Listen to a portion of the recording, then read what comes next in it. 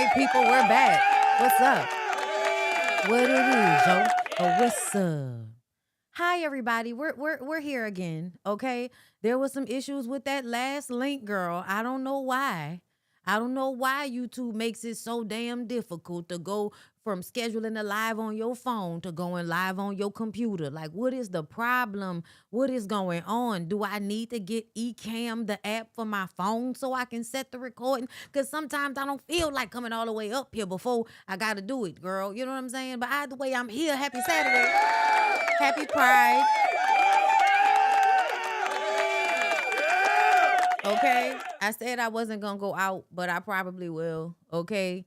I ain't going to be out all night like I was last night. Listen. The girls are girling out in the streets. I don't know what's going on. Like, I'm in this, like, I don't know why I'm attracting, you know, I feel like I be, attracting a certain type of situation. I don't know what that's about, but I pray for it all to make sense one day. Okay. But the girls were out there. It was a lot of beautiful women at the event. We had a really great time. We were down there, girl. I'll be at the pool party tomorrow for sure. I don't know what I'm going to do. Oh, I appreciate that, Miss D's. I be trying to give y'all, real deal Holyfield over here. It's hard. It's tough. But we got a few little things to talk about before we get into, next week. So I wanted to come to y'all. And I was trying to come to y'all to talk about Melody and what was going on with her. Y'all know Melody Shari from Love and Marriage Huntsville. Girl, there's some mess going on. And we'll get to that. Girl, Latto and Cardi B, like what's happening there? And then like, y'all, can we talk for a second about Drew? Because Drew has been doing like these string of interviews, and after I had that, like little exchange with Drew in my DMs, her tone completely like turned me off. So there's a level of fakeness I was seeing beforehand that I feel like I'm absolutely seeing now. And it's so funny because I find that last season when I felt like Drew really wasn't doing anything to anybody, y'all was on her ass in defense of Portia, so to speak, right? And in previous years, we have had to tell y'all that stop playing on Drew Sidora's top when it comes to acting, okay? Stop playing on her top when it comes to, being somebody that has been consistently working. But when she got to the Real Housewives franchise, things happen like you don't pay people. We don't know whether you have money or you don't have money, but you got a whole bunch of assistants. Yes, you do have a level of prestige about you at this point because of your long-lasting acting career. But, there's a level of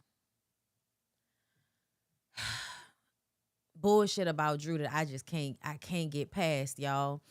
And I want to. You know what I'm saying? I really, really want to, because I hate being an outsider all the time, because I'm like, so now y'all won't like Drew? Now y'all won't like Drew.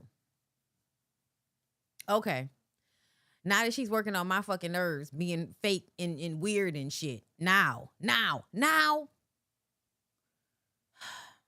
Let's see what she had to say, y'all. Okay? Girl. Sitting at the table, coming into this group, it's never easy to navigate this friend group.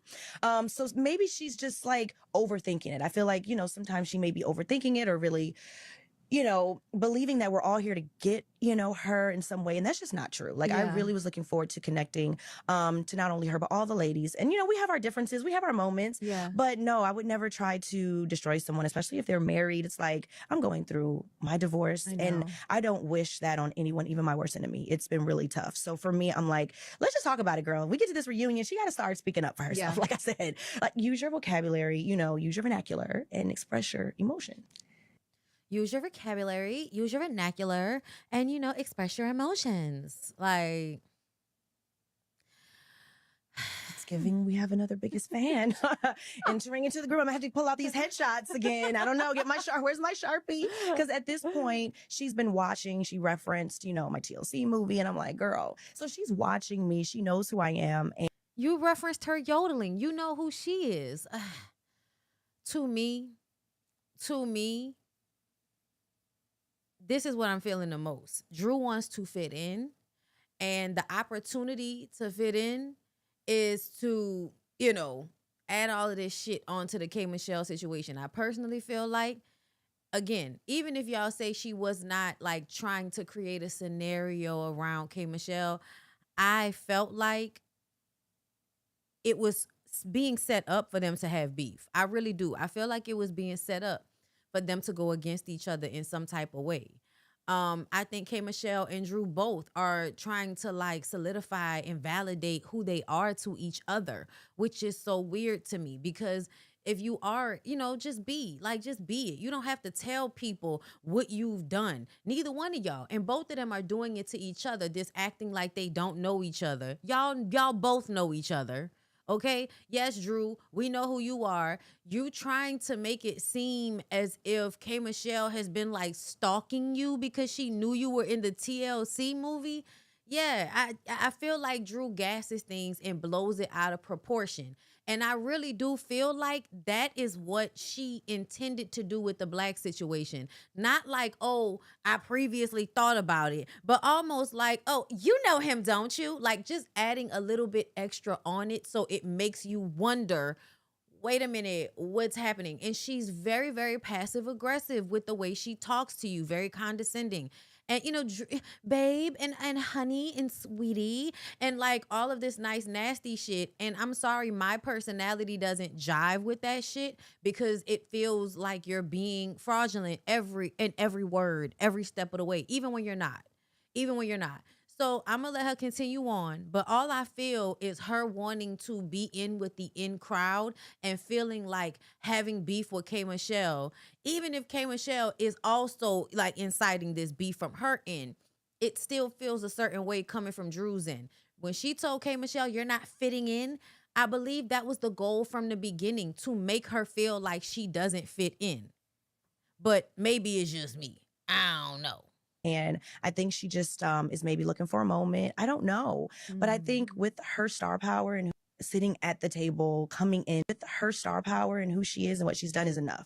And I feel like she has talked more about my friend Black than I have at this point. No, actually, she's talking more about Black than her husband at this point. He is another cast member at this point. So I don't know if he's coming to the reunion because I think he's probably like, hold on. Oh my God, we're going to have Black FaceTiming in. Sometimes you got to gather the girls. It's nothing. That was another passive aggressive weirdo moment. So like at the beginning, she's like, I would never want to put anything on a woman because I just went through what I went through in a divorce. So why are you now, just a second ago, saying she's talking more about Black than she is her own husband?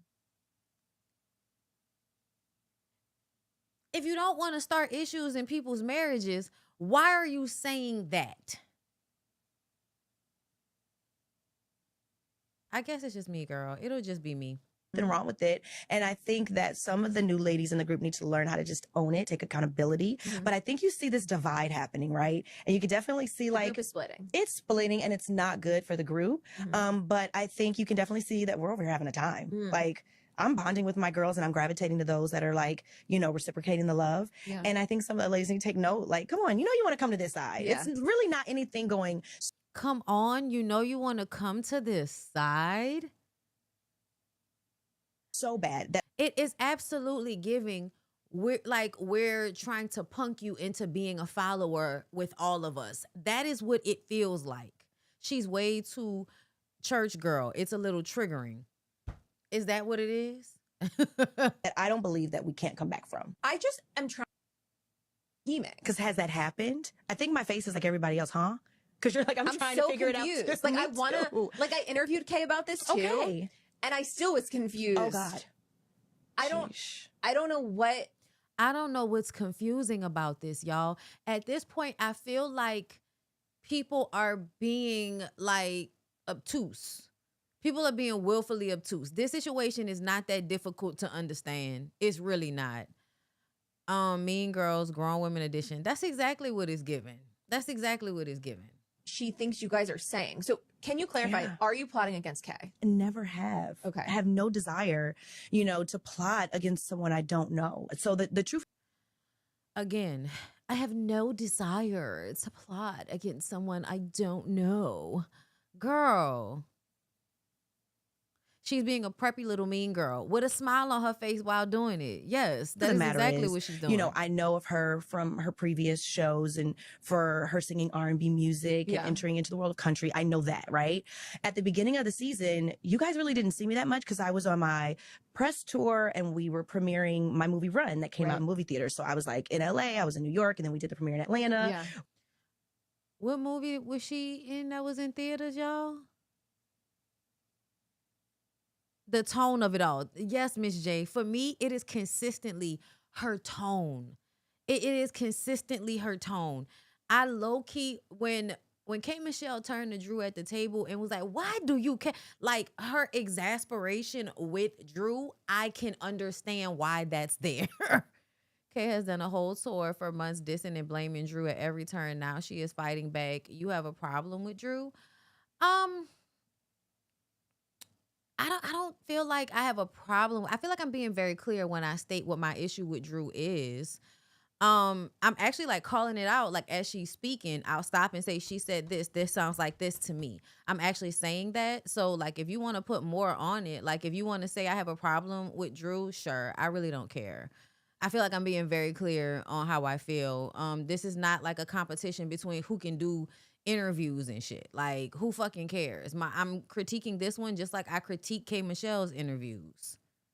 Like, y'all be real emotional. Where Portia brought Sway. It was like a whole lot of things going on. And so I wasn't around the girls as much. So Dallas for me was like, let me get into the vibes. Let me catch up with everyone. I haven't really been. I also feel like maybe this subtlety that the girls have, a lot of people just can't, like, not a lot. But like, I do feel like Drew and some of the girls have this like very like fake nice thing that they do. And I think that y'all don't really clock it because it works on some people. And some people it just doesn't work on. And so, that's fair. Around. So when she brought this up, I was really flabbergasted because I'm like, I haven't even really talked to the ladies. I haven't really been around. I'm thinking I'm coming in like, what's tea? What did I miss? Because has that happened? What did I miss? Yeah. The whole time it's me. I'm like, wait, what? I was very confused. I still am confused. Okay. Still no clarity. Still no clarity. Yeah, I'm sorry. People can say what they want to. The situation is not fucking confusing. K. Michelle said that y'all were going behind her back, trying to get information on her. Y'all were trying to create storylines with her in order to antagonize her and bring her into like maybe a fight, or just to have something to defend yourselves against if y'all were to get into it. That's what it sounds like to me. This is not that fucking difficult to understand. It's not rocket science. If you want to say, that, because everybody keeps bringing up, Kay has been saying black more than Drew. She has. So if y'all want to, use that as the reason to, act like this is all confusing, that's fine. It's not confusing to me. And I think people are playing dumb.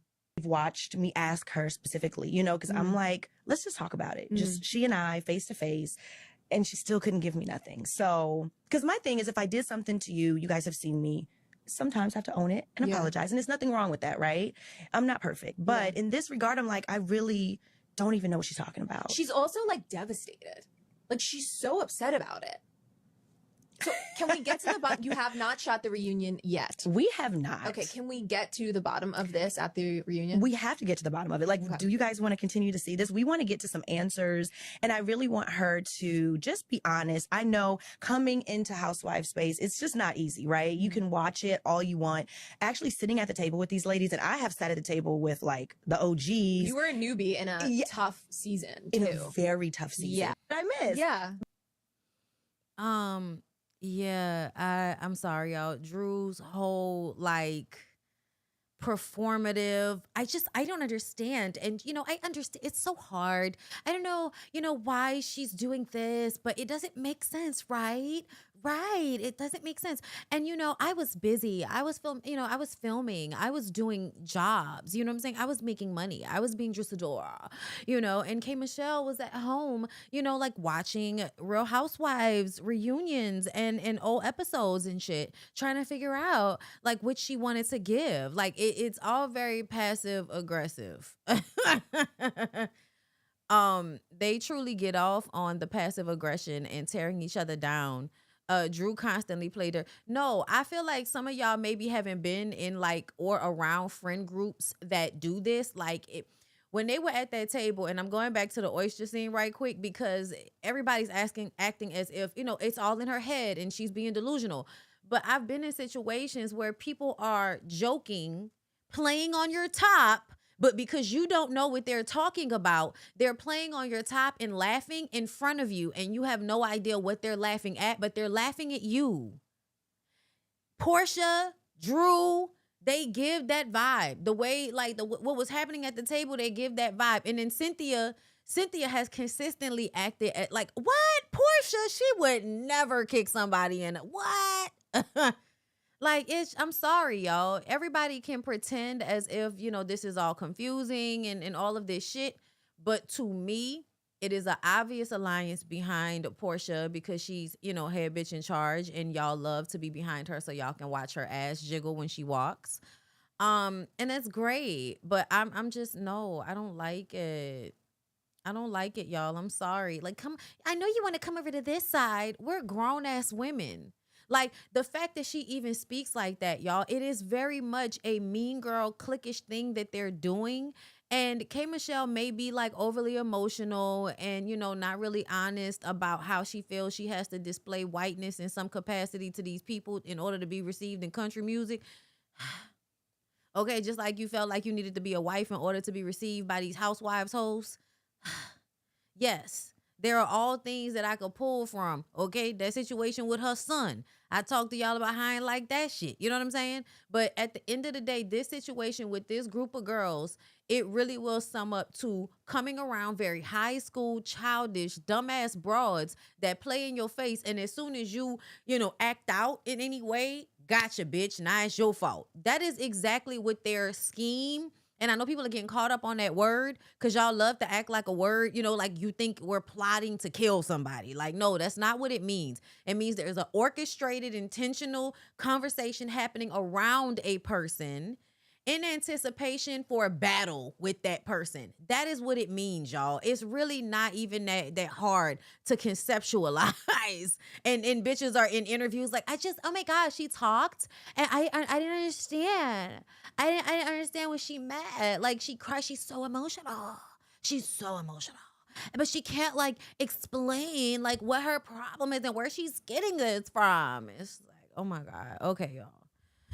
Speaking of schemes, girl, what's going on with Megan Thee Stallion? Like, I feel like y'all really like suing my girl, and I don't know what it's about. Let's read.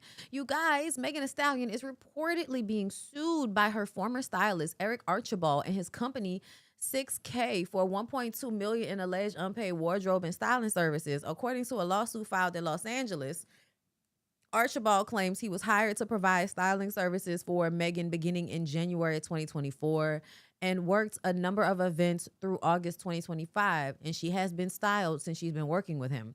The lawsuit claims invoices were submitted to Megan's team between 2025 and 2026, but the balances remain unpaid. Court documents claim Megan allegedly owes $1,243,501.98 for services. The lawsuit includes invoices and deal memos for events, including the Pete and Thompson Foundation Gala. That invoice reportedly totaled $53,000 for styling services, assistance, prep days, and 3 gowns. Archibald and 6K claim they made repeated attempts to resolve the issue privately, but no settlement has been reached. They also allege the unpaid balance has negatively impacted them professionally, claiming that a portion of the money is owed to vendors. Megan's team is reportedly denying the claims. In a statement that said her finance team conducted an audit that allegedly uncovered fraudulent invoices, unsupported charges, and styling shipments connected to address that could not be verified. Those findings raised concerns about the legitimacy of the expenses and claims her team tried to address the issues privately before the lawsuit. So this is a situation of he said, she said. She said that the invoices were not from anything real, and maybe he was trying to get more money from her through this process. He's saying you didn't pay me for what happened. So I guess they're going to court. We'll see how it all shakes out, girl. But these were some of the looks. I remember this look. I really like this look. Ooh, I like that too. I like that dress. Come on, Bob. Yes, we love this. It was giving Sierra. That's pretty. Come on, Peach. Okay, we're gonna fly away. Okay. This reminds me of what Tina Turner was wearing in what's that movie that came out in the 80s back in the day? Remind me of that. Okay, that's too much. Like, bitch, you look like you chained by the industry with all of that. Okay, this is cute. All right. This is always promoting that body yada yada yada yada yada yada. Okay. The looks are looking. Well, this is unfortunate. Sounds like he didn't keep good records. Meg's a dark femme standing in the light. 1 million on styling. Call me Meg, and we'll figure something out for a CPL Rex. Meg isn't going for it. Oh, I like this one. Have that many people not experienced narcissistic abuse, girl? That's what I'm guessing. That's what I'm guessing, because I just be like, this is not obvious to y'all. No, okay. Y'all don't know about it. All right, that's fine. Y'all, let's get into Kevin Hart. Let's get into little Kevin Hart, because I avoided the Breakfast Club interview because like nobody cares, Kevin. You did it. I am tired of people having conversations where they act like everybody's just so dumb because you're being critiqued on something. Every time we critique a celebrity on something, they act like we didn't understand something. Bitch, stop playing in my motherfucking facial. I'm not dumb. Mad Max, thank you. I'm not dumb, nigga. Okay? And I don't care how you slice it. In a world of entertainment, in a world of comedy, asking you to sit there while they make gruesomely dark racist jokes that aren't even fucking funny, but you can't take one about how often you cheat on your wife while she's pregnant. Yeah, like that seems fucked up to me. That seems fucked up to me, Kevin. Were you surprised by people's reaction? From the roast? Yes. Not from the people that aren't aware of what a roast is. The roast and roasting is a specific... We're not idiots. Everybody knows what a roast is. We've been watching roast on television since forever. Okay, since forever. The 60s, the 70s, 80s. Like, there always been TV shows and stuff like that. But we've always watched roasts of people. And in all honesty, roasts have been some of the best times to go back and find out who was actually a pedophile. Okay? The things that are said at roast are usually some of the most honest things that can be said about a person. So I watch roast because I like to hear what the consensus is on people. Because if you like, okay, so y'all remember the daddy from I tell y'all this story, but I don't know if y'all know, because there's always new people here. The daddy from Full House. He's dead now, but he had a roast. And at his roast, most of the jokes was him fucking kids. And I believe something came out about him fucking kids. So, yeah, they were joking, but it was very much serious. It was a very much serious situation, right? We were all ha, ha, ha laughing. Some things you really should take pause and think about. Why is that funny? Why are we saying this? And you can insult people in the room without doing that George Floyd shit. Because to me, as a black person, all that is a humiliation ritual in which you prove to white people that you are willing to degrade and humiliate yourself and your blackness for money, for access to what they have. And to me, that type of soul crushing bullshit, like I can't. Bob Saget, thank you. I can't deal with that. I can't deal with that. Yeah, Flavor Flav was another one. I got my money, so I don't care that they talking about me like a rabid dog that they want to shoot. Like, yeah, we've seen all of the roles, baby. It's great. But we're not dumb, Kev.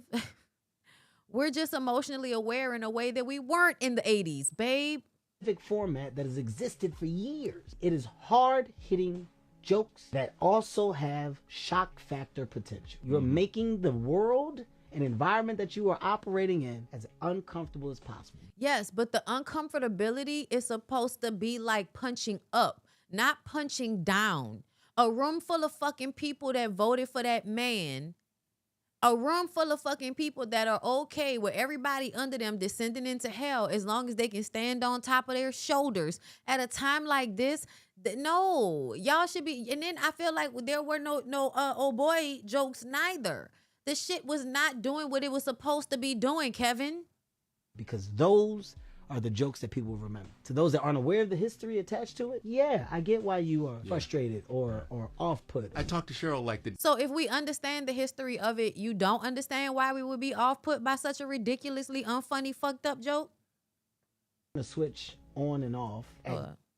Day after. I think that those jokes about her husband, they hurt her feelings a little bit. Here's what I do think, right? The jokes attached to Cheryl's husband and him passing, from my understanding, there were conversations with Cheryl, and Cheryl said, no, you're fine. By the way, just because she said it was okay doesn't mean that it hurt. Because if she said that it wasn't okay, it's not like y'all just weren't going to do the jokes. Y'all were probably going to try to find a way to punish her for not wanting y'all to do jokes about her dead husband. Not my business. I don't know if it did or didn't, but from my understanding, it did. From my understanding, Cheryl was okay because a call was made. At the roast, okay, jokes get said. All right, oohs and ahs are going to happen. But once again, you can't. Were you surprised? Your convenience. If you're there to play, then you're there to play. I can say that some jokes weren't in the best taste. There was some that I wouldn't tell. Not my style, not what I would do. But some people are looking for that. To switch on and off. The racists are looking for other racists so that they can laugh at their racism. And if my black ass roast was the opportunity for people to see a comedian that they can connect with on a racist level, well, by God, as long as y'all paying me, I'm happy about it. Okay? Thankfully, Pete Davidson got up there and joked about Charlie's throat. Oh, that was great. Fuck off, Kevin. The jokes werewolf were very racist. Do you understand the history of race and racism? Okay, like that's an even better question. Oh, they said several of the participants genuinely didn't like each other, and many of those jokes were not jokes. It was more mean-spirited than roast I've ever seen in the past. So maybe it's Kevin that doesn't know what a roast is. He should stop talking about this now. He really should, because there's a level of aggravation he has around it. And I don't know why you're so aggravated, Kevin. I don't know why you're so aggravated, Kevin. This should be fine for you. You shouldn't give a fuck that the public is not fucking with you because you did some weird shit. You should be fine with that. People do weird shit all the time. Nobody cares. Speaking of people doing weird shit all the time and nobody caring about it, I don't know if y'all care or not, but I'm sure many people won't bring this up. Y'all, Rose Ministers, Arthur Michael Eric Dyson investigated by Georgetown over harassment allegations from female student. Don't he seem like the type of man that you would think gonna be a good, like, I wouldn't say father figure, but what y'all call it when somebody, somebody you could learn from. He seemed like somebody, you would be like, oh my God, it's Dr. You know what I'm saying? It's Michael Eric Dyson. He's so smart. You know what I'm saying? He's always saying something great.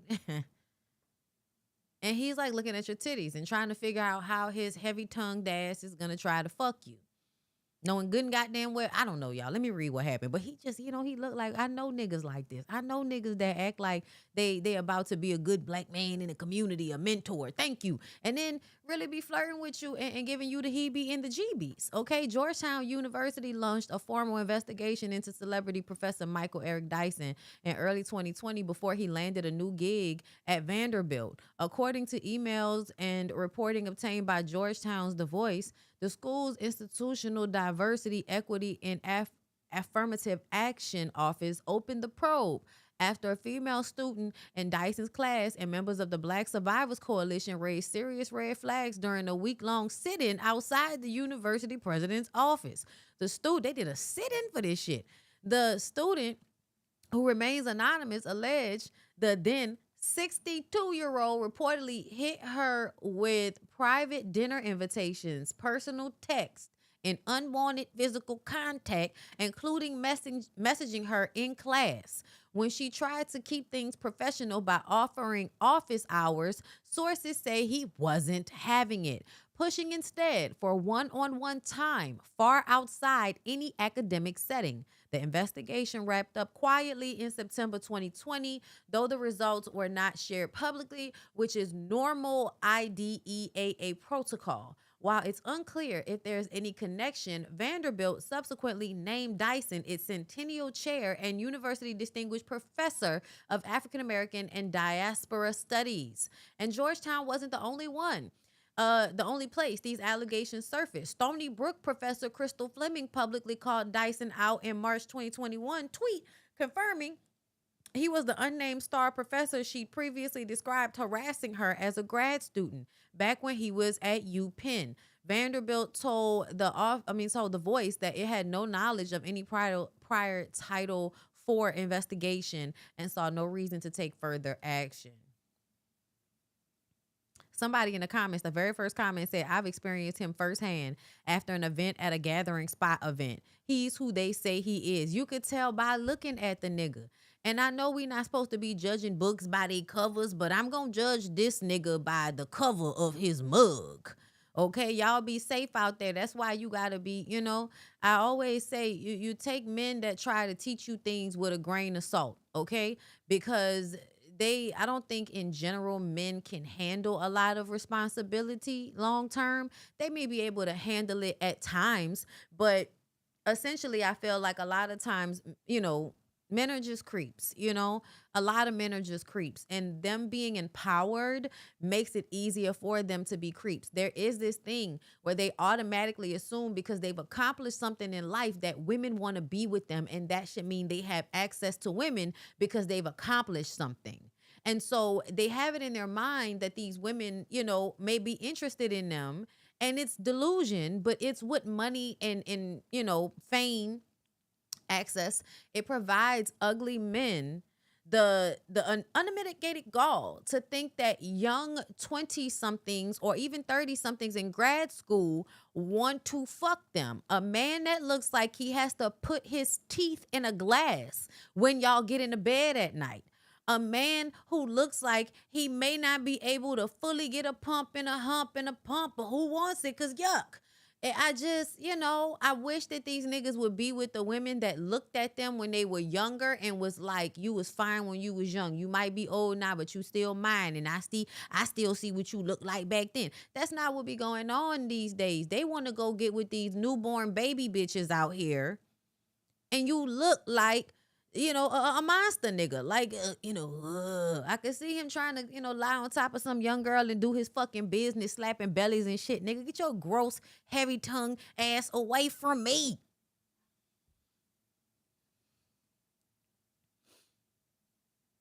Niggas be taking advantage. Okay, y'all, real quick. I don't like talking about stories like this because a lot of times it feels like I feel so powerless when things like this happen. And so I just personally have my anger about it, not really knowing what to say. Jury finds Rick Child not guilty of malice murder in the death of 14-year-old Cyrus Carmack Belton. His mama was on the news, y'all, screaming because not only did this store owner who's previously killed people, from what I understand, they say he fatally shot this boy because he thought he was stealing a bottle of water, as if a bottle of water is worth shooting somebody for. I hope he don't have a store or anything in y'all's neighborhoods when all of this is said and done. I saw somebody say, like boycotting Asian people is so lazy. I'm like, well, what would you like for us to do in situations like this? Please tell me. Because I just kind of feel like the karma gonna get him. Please understand, the karma gonna get him. People have been online under the mother's page saying all kind of terrible things about her son who was killed by this moon head shaped ass evil motherfucker that killed a young kid over a bottle of water. And now the racists are under this mourning mother's comments going in about her son, saying he deserved what happened to him.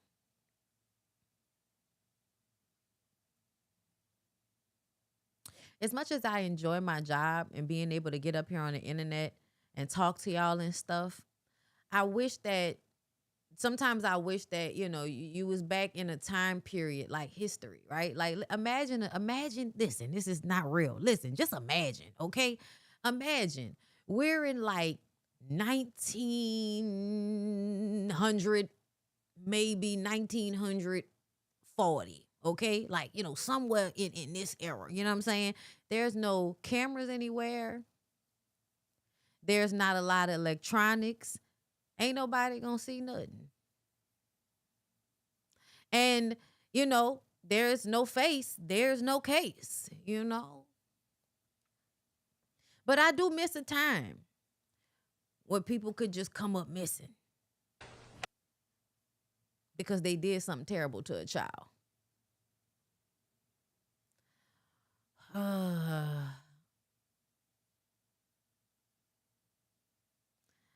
Real quick, y'all, I promise, because since we're talking about people that like to harm children. So y'all know Netflix got a new Michael Jackson documentary. I talked to my members about it and said that I didn't want to watch it. I didn't want to watch it, and I feel like this is what happens. Whenever you feel like the bulk of people may not want to hear the truth, or they are going to be so angry that they won't be able to metabolize what's being said, it almost feels like I would rather not even talk about it. I would rather not even deal with this because of how I feel like people are very, very like, they don't want to see Michael Jackson a certain way, so they refuse to hear or see anything. They refuse. They just refuse, y'all. And so I'm glad I did it like this, because one of the things people always say when we talk about Michael Jackson, especially when I give y'all, you know, shit that you can't look at and be like, yeah, that's normal. The answer, you know, besides, oh, he was abused as a child, which to me, yeah, people who are abused as children sometimes grow up and abuse other people. That's exactly how that works sometimes. People will always say that he, you know, he was found not guilty. He was found not guilty. And I'm like, we know that Trayvon Martin was killed. And we know who did it. And guess what happened in court? OJ. We know who killed Nicole Simpson. Okay? Guess who got away with it until they couldn't get away with it anymore. But initially, even with evidence, sometimes with video evidence, like the first time R. Kelly got acquitted, there was video of him pissing on a girl. And I'm at the point where I feel like even if y'all saw video of this man fucking with a child in some inappropriate way, y'all would still find a way to explain it away or say it was AI. So I'm just, you know, resigned in this situation. But I did see some shit that I ain't never seen before. And one of the questions was, why would they create a paper trail? And I'm like, babe, it's the 90s. It's the 90s, and people create paper trails when they think nobody's going to find the paper. Like back in the day, people that did illegal shit were much more inclined to write something down and create paper trail than to say something over a tapped phone. Okay? So I feel like just because something is, you know, there's actual evidence of it, like physical evidence of it, y'all ask for evidence. Somebody says, here's some evidence. Y'all like, this doesn't make sense. Why would there be a paper trail of evidence? Why? What do you mean? So y'all, what they said was, Frank cleaned out his house of anything that came from the Neverland Ranch. And he hands me a Nike bag. I took the bag, and I'm driving home, and and this is Michael's former publicist, Vincent Amen, who recalls initially believing the late entertainer was innocent. That belief was reinforced by Jackson's longtime assistant, Frank Tyson, who was reportedly befriended by the singer as a child and remained close to him for years. Amen claims that during the investigation into Jackson, Tyson began getting rid of belongings he had from Neverland Ranch and handed him a Nike bag filled with papers and files. While going through the bag on camera, Amen says he discovered a magazine that included advertisement for child sexual abuse material that would be ordered through the mail. Several titles were allegedly circled with a Sharpie marker. Felt something was a little suspicious, and I said, let me take a look in this bag. I start taking videos to document this.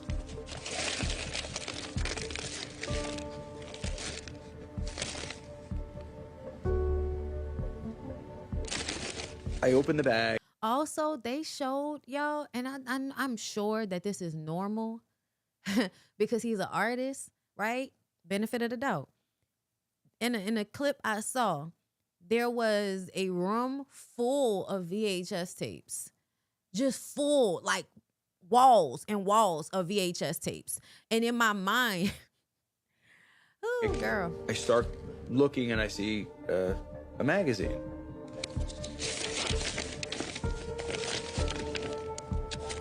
hold up. And there was a Sharpie circles around the video ordering section. Someone's Also, this looked like something that would be going on in another country that somebody like Michael Jackson would be able to get his hands on, right? They were asking, oh, why would somebody do something like this paper trail? Well, if it's not from somebody in America, but it's outside of the States, there are a whole bunch of places that don't have any checks and balances and people can do shit like this. Y'all was real convinced that people was selling fucking kids through Wayfair, through furniture. Y'all were really convinced about that. wanted these videos, circled. Michael Jackson was not vindicated. He was not vindicated by all the kids whose greedy parents lied. That's not true, babe. And it's really, really weird that you think that. Like, really looking at the situation, y'all really think that? You really think that? You really think that, like, what? How many people? Maybe like 5 or 6 people? You really think all of them were liars and money grabbing? A person like Michael Jackson, because everybody wants to go to court with Michael Jackson?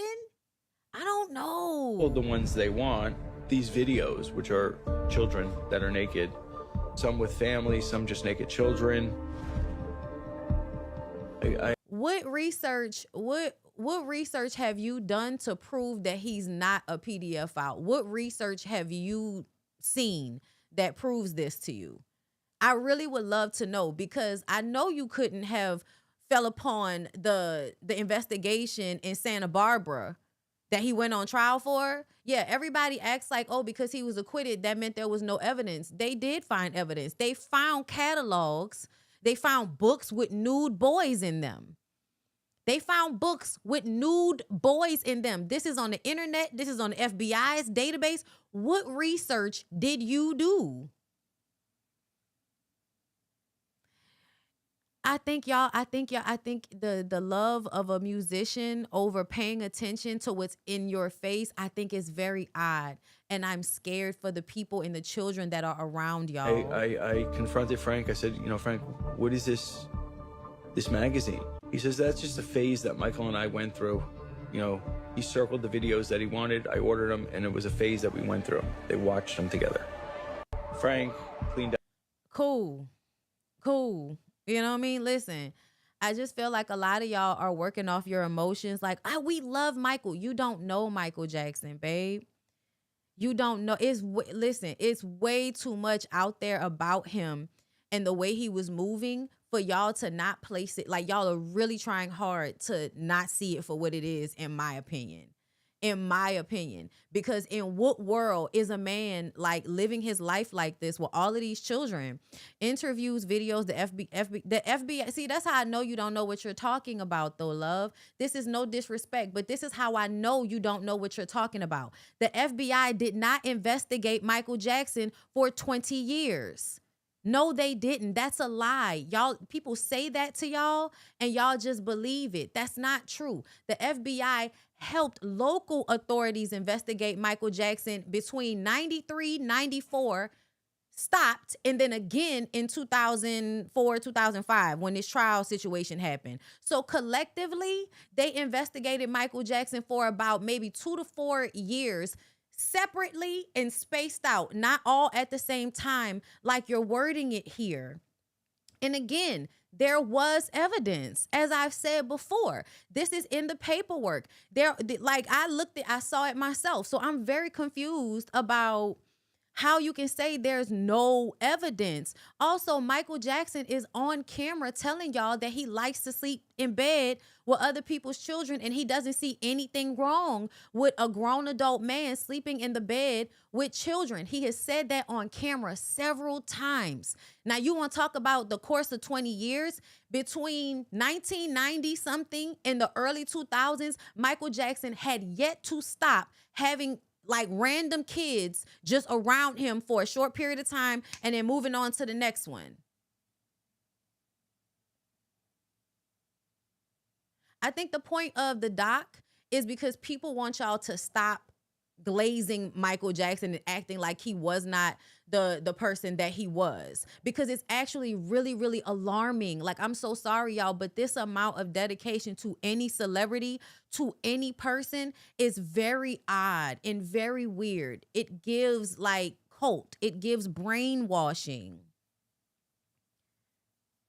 Like, I'm sorry, but a man telling you that he sleeps in a bed with children, a man with a teenager from out, why was that teenager even there, y'all? Why is a teenager and his family living in Michael Jackson's house, putting his head on Michael Jackson's shoulder and talking about the conversation they had between sleeping on a floor and sleeping in a bed in Michael Jackson's $1 million estate? And that's another thing. Michael Jackson is resting in peace because he is dead. He is dead. And every time somebody talk about, the truth of who he was, because y'all have really, really harassed and fucked over people that said anything. That's another thing. Oh, all the victims said it didn't happen. No, they didn't. No, they didn't. Why would any parent prefer cash over the safety of the people? What do you mean? Don't do that. Like, this is very disrespectful. Just because you don't agree, please don't go watch Candace Owens. Candace Owens is a fucking grifter. Candace Owens was telling y'all to vote for Trump a few years ago. You want to listen to fucking Candace Owens? Great. Go do that, ma'am. Get out of my comments with that, though. At the end of the day, what you are saying does not change the fact. None of that. Oh, why would they ask for money? People don't care about their fucking kids. The fuck? That's not hard to understand. People don't care about their kids. Candace Owens is not more accurate on this situation than I am. No, she's not. She's not, love. But you're banned now. So go to Candace Owens' channel. I knew I would. That's why I didn't want to talk about this shit. But I get really tired of the way y'all act on the internet about Michael Jackson. Like, it's very, very, like, the comments are the fucking worst. Talking about, I'd rather watch the Epstein files. What do y'all talk? Somebody was like, why y'all talking about this old ass shit? What about the Epstein files? Bitch, the shit in the Epstein files is from the same time period as Michael Jackson. Michael Jackson was also very close with Donald Trump. Was seen in pictures with Jeffrey Epstein. Y'all act like it don't matter. That's fine. Sitting up here talking about Candace Owens is not a better person to talk about this situation than me. Candace Owens is not a better person to talk about anything, if you ask me, because I don't feel like you can trust her, because she changes her opinion based on what is advantageous for her. I don't move like that. I don't move like that. I also don't play weird ass word games with people and set up a story in a certain way, right? Insinuating that I'm going to prove something, having people watching a fucking video for 30 minutes and have yet to prove what I initially insinuated. That's not how I get down. That's very, very weird.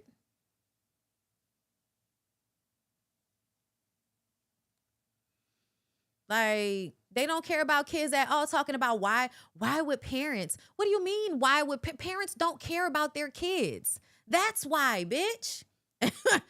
Like, isn't that like evident looking around the world, how much people don't care about their kids, how many times people are willing to sell their kids to predators? That happens all the time. And to me, this is exactly why I'm so passionate about it and why it annoys me so much. Bondi, some people just don't want to know. This is why predators are running wild in our community. Exactly, y'all. Exactly. And that is a huge problem in our community right now. And it's like we're just supposed to like gloss over the rewriting of history because this nigga died, and now y'all want to like perceive him as a deity. And don't trip. At one point, he was on that. Yeah, no, I was gonna like, bitch, the fuck talking about Candace Owens? No, Candace Owens has the take that y'all want to hear. Candace Owens is gonna tell you dumb birds what y'all want to hear. Just like a lot of other people making content about Michael Jackson swearing up and down you done did all of this motherfucking research, don't even know that the man wasn't investigated for 20 years by the FBI. But that's a line that y'all love to use whenever y'all are having conversations where y'all really don't know what y'all talking about, but y'all heard her say it. That's not, if you could Google that shit and find out that's not true. And this is the main thing. Okay, somebody saying, I wouldn't say a celebrity is innocent or guilty. I used to feel that way. Y'all. I used to feel like, I don't know, I wasn't there. But to me, I don't understand what else you think could have happened. At some point, everybody had gotten to the point where they was like, oh, you know, he was in the bed with him, but that don't mean that he molested him. And it's like the fact that he got in the bed with them at all, y'all, the fact that Michael Jackson never had boundaries with these children is like a main issue that should have shown itself to y'all as a problem. A man that's telling you that he always wants children to be in the bedroom with him, also telling y'all that he don't mind other grown people sleeping in the bed with his fucking kids. Michael did a lot of creepy, weird shit. And I'm sorry. I'm not coming up off it because y'all won't come up off of the lie that he didn't do anything because Macaulay Culkin said he ain't do it. First of all, them motherfuckers could be lying. Number two, I don't care because they got other kids that said something did happen to them and y'all just call them liars without any real investigation and without really listening. You don't want it to be true. So you automatically say that everybody's a lie and everybody reneged on their story. That is not true. That is not true. Thank you. It's so many factors. Summer D, this is one of the main things. The fact that he never had a real relationship with a woman should say a lot. That girl, one of the main things is this, like, and then people said that him and Lisa Presley, y'all know, that nigga's daughter, Lisa, because I'm about to say her name wrong. Lisa Presley, that he was, married to for 5 minutes, y'all, that was not real. If that lady said them people had sex, she lied. Because Michael Jackson didn't even have sex to have his children. And he lied to us and said that he did. Why, y'all, every time somebody is on the internet trying to make Michael Jackson look like he was a pussy hound, and it's just kind of like, why are y'all lying like this? Why are y'all lying like this? This man did not want to fuck no woman. He was around them. He was around some of the most beautiful women in the world. And he never fucked any of them. What do y'all think that's about? Come on. And then Michael Jackson was so full of himself at some point. He just, all these, every time you see this nigga, he's waving. Like, well, you know what I'm saying? MJ, simply being TT, yes, he was. Yes, he was, babe. He absolutely was. He was. I need for y'all to come to terms with this. Yes, he was. Yeah, he was. If for nothing, I think he would continuously have relationships with these kids, right? Ingratiate himself into their family, buy them things, take them on trips. And when he was done, he would dispose those children and move on to the next. That is very much predatory. It's also predatory, and I know y'all don't view it this way, for a grown adult man with that much power to have kids as best friends. Think about that. That's a huge power imbalance. You can't even be friends like that with no children, y'all. Michael Jackson was like a 30-something-year-old man walking around with just random children talking about this is my best friend every couple of years. What do y'all think was happening there? That's predatory, y'all. It's predatory. It's also predatory the way he would always create the scenario of him being victimized by people. So y'all think that Michael Jackson didn't have any power over his life at all. And that is so not true. That is so not true. Like, I love y'all for real, but I need for y'all to like pull y'all head out of y'all ass when it comes to this and really look at it. Cause it don't make it doesn't make sense no other type of way. Think about it. And that's another thing. Lexo, this is a very interesting thing to me. Do y'all know how quick everybody was willing to believe this?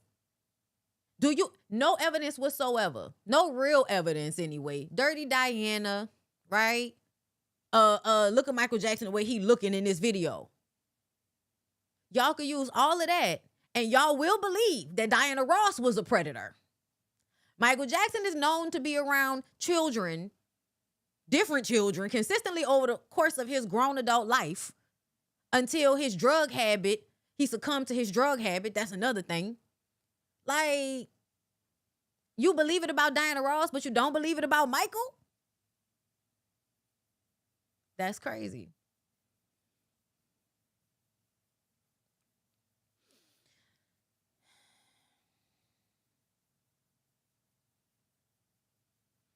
The Savage, he didn't have a childhood. Many black people don't have childhoods. What's your point? If he didn't have a childhood, neither did any of his siblings, do they have any stories about this type of shit? The fuck? Oh, no, Lexo. No, Lex. Oh, X. the Lex. Girl, you know I'm gonna fuck it up. I know. I'm not saying you. I'm just like using that as as an example. But I know you on my side with this one. Y'all gotta stop thinking all men are alike. Who's talking about all men? Who's talking about all men?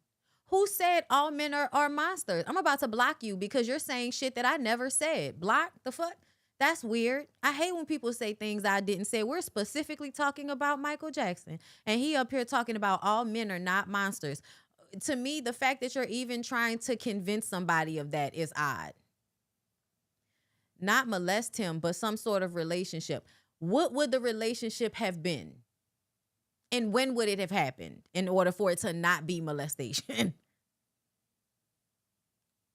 I'm just saying, people are willing to believe that shit about Diana Ross. They're willing to use that, but they not willing to see Michael Jackson clearly.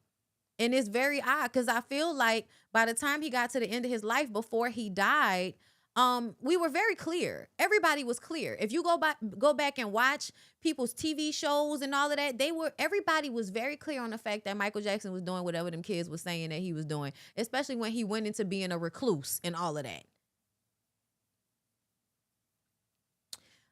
I think Diana and Michael were together when he was a young adult, not molestation. Can you explain to me how you would end up in a relationship with someone who you helped raise and it not be grooming? You say it's not molestation, but to me, Michael Jackson started living with her as a child, developed his love and admiration for her as a child.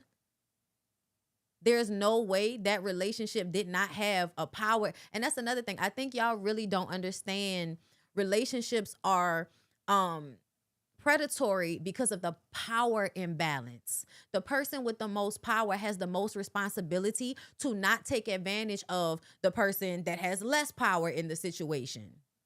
If Diana Ross had a sexual relationship of any sort with Michael Jackson when he turned of age, it would have been a relationship based off of childhood and young adult grooming. It would have been based off of grooming from childhood to teenagehood. It would exactly, girl. Do y'all hear yourselves? I don't think they hear themselves. That's why I'm repeating the shit they saying back to them, because it's like y'all don't really hear yourself. Yes, it wasn't until he passed away that he became so revered, and now all of a sudden nobody remembers what the fuck was happening back then. Diana definitely had a secret relationship with MJ, the minor. She mentored him from a child. That's weird as fuck. That's considered grooming. How do y'all not? Girl, I don't know how they don't get. All right. Latoya openly admitted to lying. Ooh, okay. I don't care about that, because the reason why I say I don't care about that is because I feel like Latoya, when all the stories came out, Latoya came out and said the shit was true. And then I think once everything kind of, you realize that people didn't want to believe it was true, he was getting, he was getting off on all the charges and shit that would come up. People were consistently like investigating Michael Jackson and trying to find ways to catch Michael Jackson. That is true. People, because he was obviously doing this. So people were trying to find ways to catch him, to stop him. But y'all don't see it like that. Y'all see it as him doing the most. Latoya is not a reputable source exactly, but if I came out and told y'all the truth about somebody harming me and y'all started to shit on me and pedestalize that person and not believe me and harass me, yeah, like, it makes sense sometimes that people say, you know what, it didn't happen, I lied, because they just want you to leave them alone. Because what y'all do is y'all start to abuse people who accuse somebody y'all like of assault. Anytime somebody that y'all like gets accused of harming another person, y'all go and harass the person that they're accused of harming. Y'all do this in every instance, all over the internet and in real life. Y'all threaten people. Y'all do all kind of weird shit when somebody says that one of y'all faves hurt them. A lot of people don't feel like going through the stress trouble. They feel like they should say something, but who the fuck wants to deal with y'all? Nobody wants to deal with y'all. A lot of times I feel like people recant their stories because nobody wants to deal with all of you weirdo motherfuckers that were not in the room telling somebody about their experience with somebody you have never met, and sometimes even with people you have met. I don't understand how y'all think y'all can dictate what somebody did that you ain't never even met. That's crazy. Latoya made herself look just like Michael. She can't be trusted. This is true. And that's another thing. Y'all forget that Michael Jackson and Trump were friends. They were very close, y'all. They were friends. I don't know, like, that's not a telltale sign amongst all the other things. Like, it's just so much evidence to show that this is the case. And people will still want to say, well, we don't know. We don't know. I'm like, I don't know how much I don't know how much circumstantial evidence a motherfucker need besides somebody saying that they like sleeping in the bed with other people's children. And that's exactly why weirdos and creeps get away with the shit they get away with, because people refuse to believe what the fuck be going on. They say that Latoya's ex-husband forced her to say those things about Michael too, who was also abusing her. So that's why they deemed her crazy. I remember, mind you, right? Yeah. People, they threw Latoya away years ago. But you wouldn't walk. Who knows what situation I would be in, y'all? But how a victim responds is not, to me, like, once somebody has been, y'all are looking for people to be like so coherent and make perfect decisions after being harmed by Michael Jackson. And I feel like the gravity of that is not setting in with y'all. Like, it's really not. You yourself are online right now defending against accusations on this man, just like all the millions of other people do on the internet every day. Can you imagine what it's like to be somebody on the internet and has been assaulted by Michael Jackson and have to keep that shit quiet because of how people respond, but then have people writing all of these fucking think pieces on Michael Jackson and doing videos trying to make him look like a pussy hound, trying to make him look like less of a fucking creep because y'all want to remember the 80s version of him and all of that? Yeah, I feel like that's a lot. That's a lot.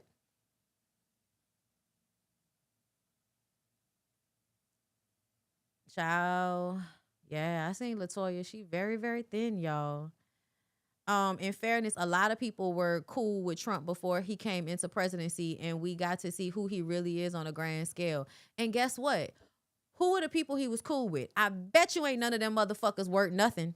Who was he really cool with? Point them out to me.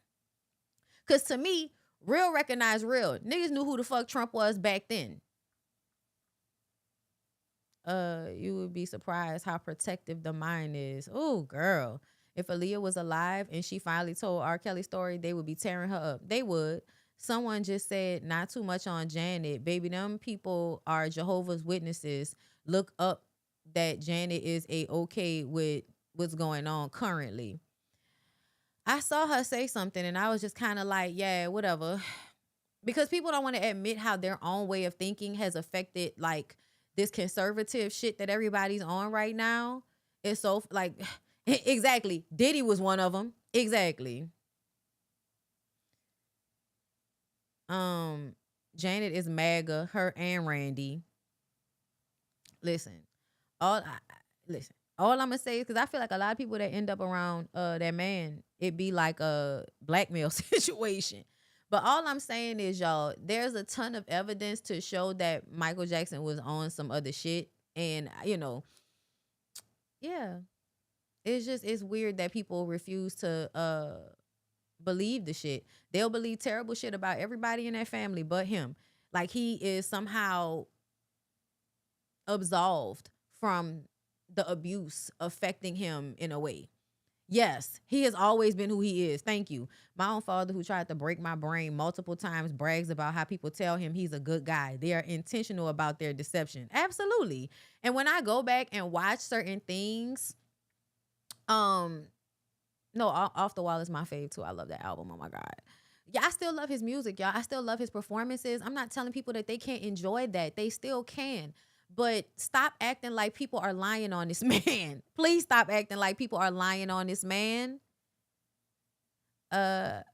Those celebrities already knew who he really was, and so did most of our elders that were outside in the 80s when he didn't allow blacks to run. Yeah, people weren't fucking with Trump. The rappers and all of them were trying to force him on us, but like in general, to me, in like general ways, it was always seen like he was just like a goofy rich man that wanted to be cool. So you do all kind of real estate deals to where you have to be around the entertainers because you want to be around the entertainers, but you have no talent. And to me, he's just a rich hanger-on. That's what he is to me. That's what he was.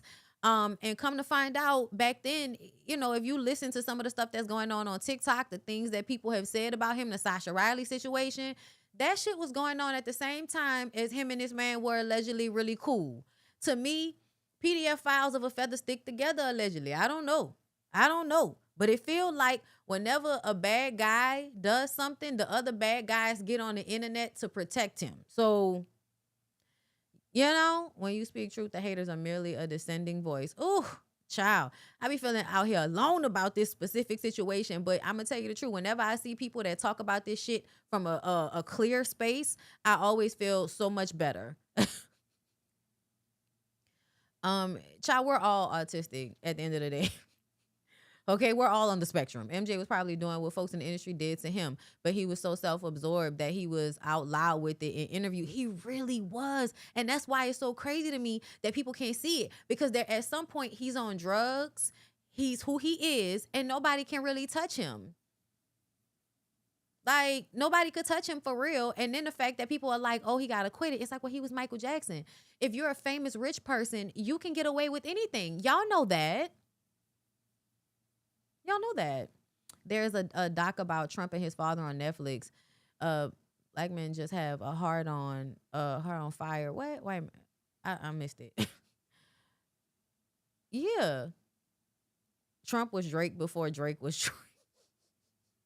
I really don't like that nigga. He was very self-absorbed. No, y'all. Every time Michael come outside waving, it's like, nigga, go back inside. But that's all them people passing out and shit. Every time somebody say something, oh, everybody was passing out. Yeah, what the fuck was going on? Why were they passing out? Fuck wrong with y'all? I have not done any research, but I do know predatory. Child, you really shouldn't even have to do that much research to know what the fuck was going on with that man. He knew that when he ran to Barry G. Who is Barry G? That's why it is never really safe to have someone as famous as him. No, for real. I don't think that it is safe for people to be like that high above the rest of the people, because I think it disconnects their brain from reality. Yeah, Trump is a trust fund baby that was known to be a con man. He was, yes, thank you. Tupac called him Trump out when he was alive. I'm telling you, a lot of people was like, that nigga a weirdo, succubus nigga, get him away from me. Julia Sugarbaker told us about Trump in the 80s. Listen, I'm like, I don't know where y'all get this nigga was never respected or liked. Barry Gordy. Oh. Wait, who he knew what? He knew that when he went into Barry Gordy. I'm trying to figure out what somebody knew. Girl, type in the comments. But anyway, I just wanted to talk to y'all about that because it's a stress point for me to see so many people, I feel like, just being disingenuous and not wanting to accept the truth about that situation.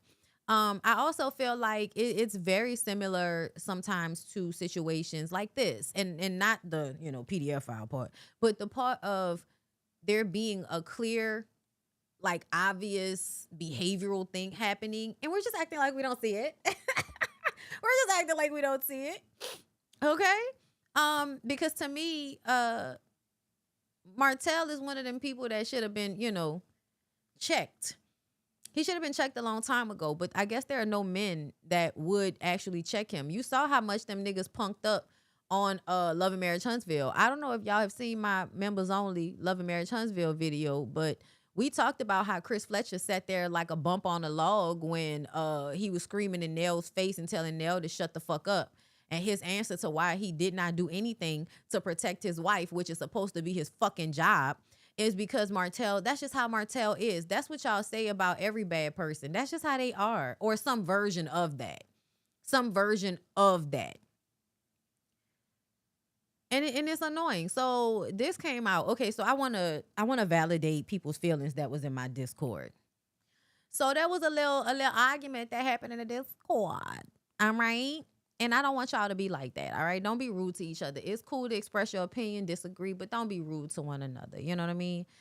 But I wanted to say that, that lady that y'all were mad at, because that lady said that she tired of Mel being like cryptic about shit. Yeah, y'all. I'm sorry. I low-key agree with that lady too. Not that I don't believe Mel. Of course I believe Mel. But at the end of the day, like, she does this thing where she's not being very clear, and it's obviously intentional, right? Like, not saying certain things, trying to be careful and all of this. And sometimes it just can feel exhausting. It can feel exhausting to be like, wait, what the fuck is going on, girl?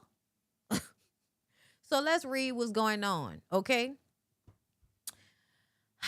Let me see. Let's go back. We gotta go back. We gotta go all the way back. Okay. She said, okay, wait, I want to make sure. Am I doing this in order? Okay. Melody Cherie says she's fighting for her life. Okay. The last few days I literally have been fighting for my life. I never ever would have thought. Lies won't stand, but still, really? Like, to make up something? Wow. Okay. So something's been made up there. Okay.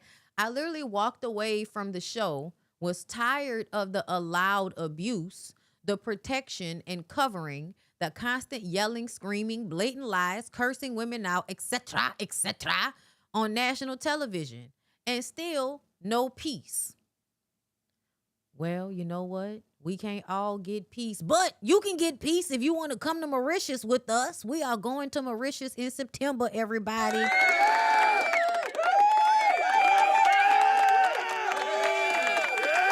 This is an ad, okay? The link down below in the description box. We are going to Mauritius in East Africa for a luxurious experience from September 8th into the 17th. You can pay with a firm, okay? Make sure that y'all get in there and read all your terms and your conditions, okay? Get your insurance and come on down to Mauritius with us and have a good time.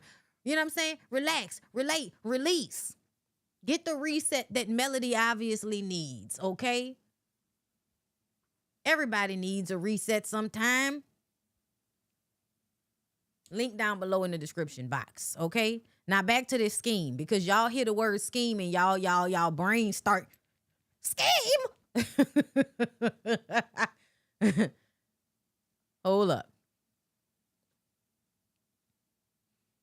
She said, I literally walked away from the show, was tired of the allowed abuse and the protection and covering, the constant yelling, screaming, blatant lies, cursing women out, etc., on national television, and still no peace. Still want to see me down bad, see me down and out that bad. Still want me to be looked at as on your level that bad. I understand this. And I knew this was about Martell, because Martell does that all the time. He's always trying to say, oh, Mel cheated on me too. Oh, Mel did this to me too. No, she didn't. You lying, funky foot ass, slow ass nigga. Okay? We're tired of you. She said, I barely slept last night. I literally can feel my nervous system as if I'm just shaking and can't stop. So bitch needs some type of medication to calm her body down. You didn't stress her out, okay? Pressure is high. She said, I look at my babies. They're at peace right now, sleeping. That's the most peace I see in them, because when the day begins, their anxiety begins, because they fucking daddy is stressing everybody out with his narcissistic, slow nigga bullshit, okay? Question after question, angry, furious, heartbroken, decisions to be made, hard conversations to have, therapists on speed dial. See, it's a lot of breaking up the conversation, when really you could have just can't, girl, I am drained. And just be like, y'all, this nigga is really out here lying on me, saying that I put paws and feet on him. He called the police on me, y'all. She could have just said that shit from jump, right? But that's not Mel's way. Okay, Mel's way is to be cryptic until she can't be cryptic anymore, and then to throw it out there somewhere, okay, for us to have to go and find. I heard she was on Queen Sheba's last night. I do not feel like going to pull up that whole video, okay? So we'll just see what the Instagram has for us, okay? Telling my kids I may have to leave, but find me when you're of age. Find you when what? I'll be here. One of the hardest convos of my life. They don't understand, but they do, because they witnessed it all and know it's untrue. Seeing the pain and hurt in their eyes, I don't know what they're going to do, but I know that they know they will be able to find me eventually. It sounds like you saying that you're going to have to leave your kids with this man, and that eventually, when the children are grown, they will be able to come and find you. I don't know what the fuck is going on in the Alabama court system when it comes to families, but it's given that y'all are, misogynistic, male-centered. Y'all care more about the men than y'all do about the women. So if a man comes in there, even with hella evidence of him being abusive and narcissistic, he didn't abuse his son before, y'all have had to go back and forth to court, he don't listen to nobody, he don't pay nothing, okay? That's why I think this all happened. She garnished his wages. And so he lied and said she put hands on him so that he could have the police waiting for her outside of her house while she was having a fucking sleepover with her children.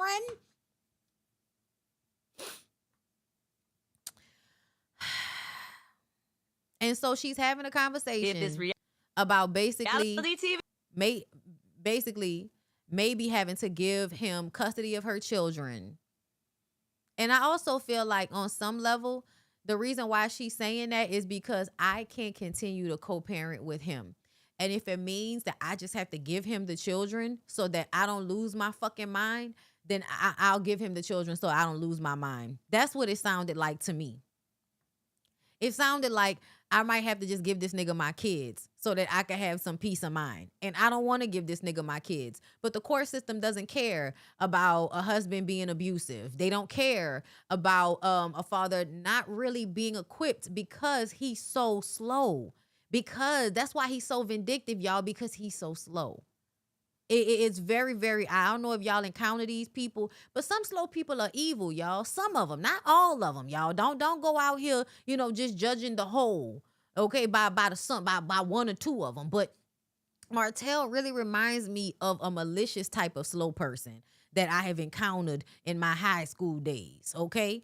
And they were also attractive. And that's why you know, you could tell that they a little slow because, you know, bitch, why are you still in school? You like 19. But, you know, that's what be happening. Anyway, almost every morning I get up and I take a bath, like literally sit in the tub, sometimes at 4:30 a.m., just so I can beat the kiddos waking up. I sit, I pray, I meditate. The last 5 years, I've traveled more than ever, seen places I had only read about, had experiences that were amazing, and met some super amazing, genuine people. Moved on with my life in real life. Yes. Mind the business that pays me. Take my babies on vacations all the time so they can experience a life outside of Huntsville, just literally living. But what do you do when you have a narcissist who won't let go? Happiness shows, and so does bitterness and anger. See, I will go to war for one thing only, my babies. Other than that, I don't bother anyone. Child support? Nah. Garnishment? Can you please get that removed? Because I know there's a house closing coming up and I don't want to add extra burden. Sound like she asked him to pay her the money so that she would not have to garnish his wages because he got other shit going on, and the nigga not paying nothing because he don't want to have to pay her anything. Not Lord Voldemort. But imagine the whole time you're fighting your legal counsel to help someone else out, they're behind your back, plotting, lying, and scheming. Girl, your legal counsel was lying and scheming behind your back. I need clarification on this. And honestly, I think that's part of what hurts even more, but yet makes the spiritual warfare of it all show up even more. My heart posture has never been one to wage war, never been one to make false accusations ever, but the trait to do so only resembles the demonic energy of it all. Girl, that's a lot of mumbo jumbo that you just said in order to say that that man doing a lot to try to take you down mentally and spiritually and emotionally. Okay? So to those praying, thank you. To those who have chosen to stand in the gap, thank you. The evidence is so unbelievable. I will try to go live on my Patreon, but as I told them, it depends on if I feel up to it. It's been call after call after call the last 7 days. Matter of fact, this time 7 days ago is when I learned of the scheme. All right. So apparently the scheme was to have her arrested. Okay. The scheme was to have her arrested. Let me see if I can find anything on TikTok before I move on from here. But there is a warrant out for her arrest. I don't think she said what happened, and you know, she probably did. I was listening to it by proxy. I didn't watch the video. Let me see. All right, y'all. Melody Shari has officially broken her silence, and honestly, this story is a lot. After several cryptic messages over the past few days that had fans concerned, the former Love and Marriage Huntsville star appeared on Queen Sheba Darling's live stream and shared what she says has really been happening behind the scenes. According to Melody, she recently learned there was an active warrant for her arrest that she says she didn't know existed. Melody claims she found out on May 29th that officers were near her home while her children and their friends were inside the house. Now, here's where things get serious. Melody says she's being accused of jerking or yanking her ex-husband Martell Holt's arm hard enough to cause an injury that allegedly lasted several days. However, Melody strongly denies those allegations. She told viewers, "I have not struck nor hit anyone," and says she believes evidence will ultimately prove her innocence. Melody also claims the alleged incident happened at a school event where parents, teachers, and other people were present. She questioned how such an incident could have occurred without police being called or other witnesses documenting it. The reality star went on to allege that the complaint was filed shortly after her attorney pursued garnishment action and says she believes the timing was retaliatory. She also claims she has written communications that she believes support her concerns and says she plans to share additional details with subscribers on her Patreon. Now, it's important to note that these are Melody's allegations and claims. As of this recording, the allegations have not been independently verified, and Martell Holt has not publicly responded to the specific claims she made during the live stream. Yeah, I know. I watched Millie Chun's video already. Let's see.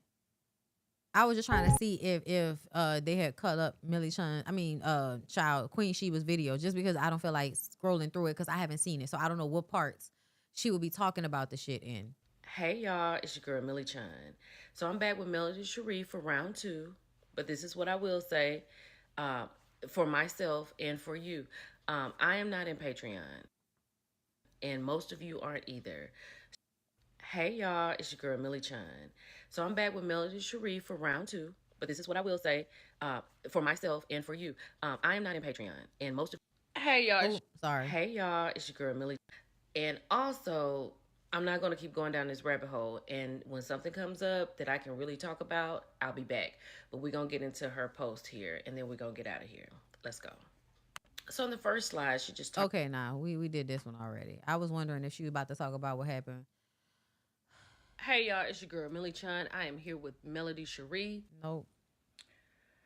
Hey y'all, it's your girl Millie Chun. Yep, that was it. Okay. And let's get. So I don't know, what else. I guess I'll maybe go check out the video later and watch it and see what's going on. But to be honest, I would just really love for these stories to just hit the fucking blogs like normal, so I can read what the hell is going on.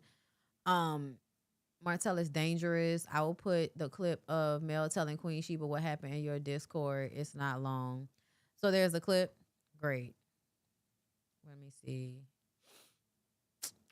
Where's my Discord? Where's my Discord? Where's my Discord? Where's my Discord? This. Where's my Discord? Where's my Discord? Y'all, I don't know why. I'm still hungry. I ate earlier. I'm hungry again.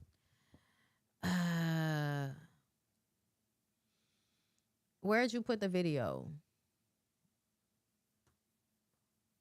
Where at in the Discord, girl? Where at in the Discord, girl? Where at in the Discord, girl? I'm sorry, y'all. Melly can be heard around 1 hour and 20-minute mark. Okay, see, that's helpful. 1 hour, 20-minute mark. Great. Great.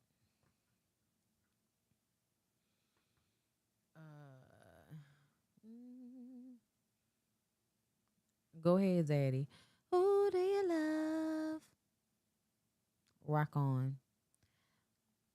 Who do you love? Are you sure? How you doing, miss? My name is Elle. I'm from Queens. I heard about your many like to lace you with things. Dolce Gabbana. Cha.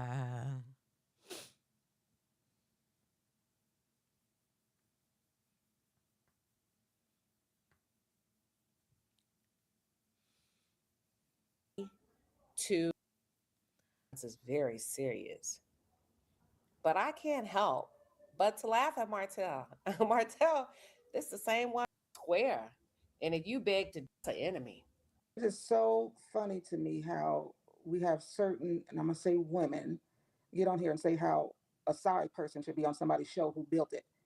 And just imagine if your husband weekend, because we're all the school kids, right? Just enjoying. Ever have, I don't. And I can throw these hands. And let me tell you something. If I get my hands on you, I promise you, you're going to know you've been in a fight. But I'm trying not to go there. In the beginning, it's Friday. So no, I just saw that you were live. And so I just wanted to come over and first say hello to everyone. And just thank everyone for, the prayers, all the positivity I've been seeing. I haven't really been able to click on all of them, but I've seen all the DMs and, all the prayers and all of that. And without going into too much, because I will be addressing it myself as well on my Patreon.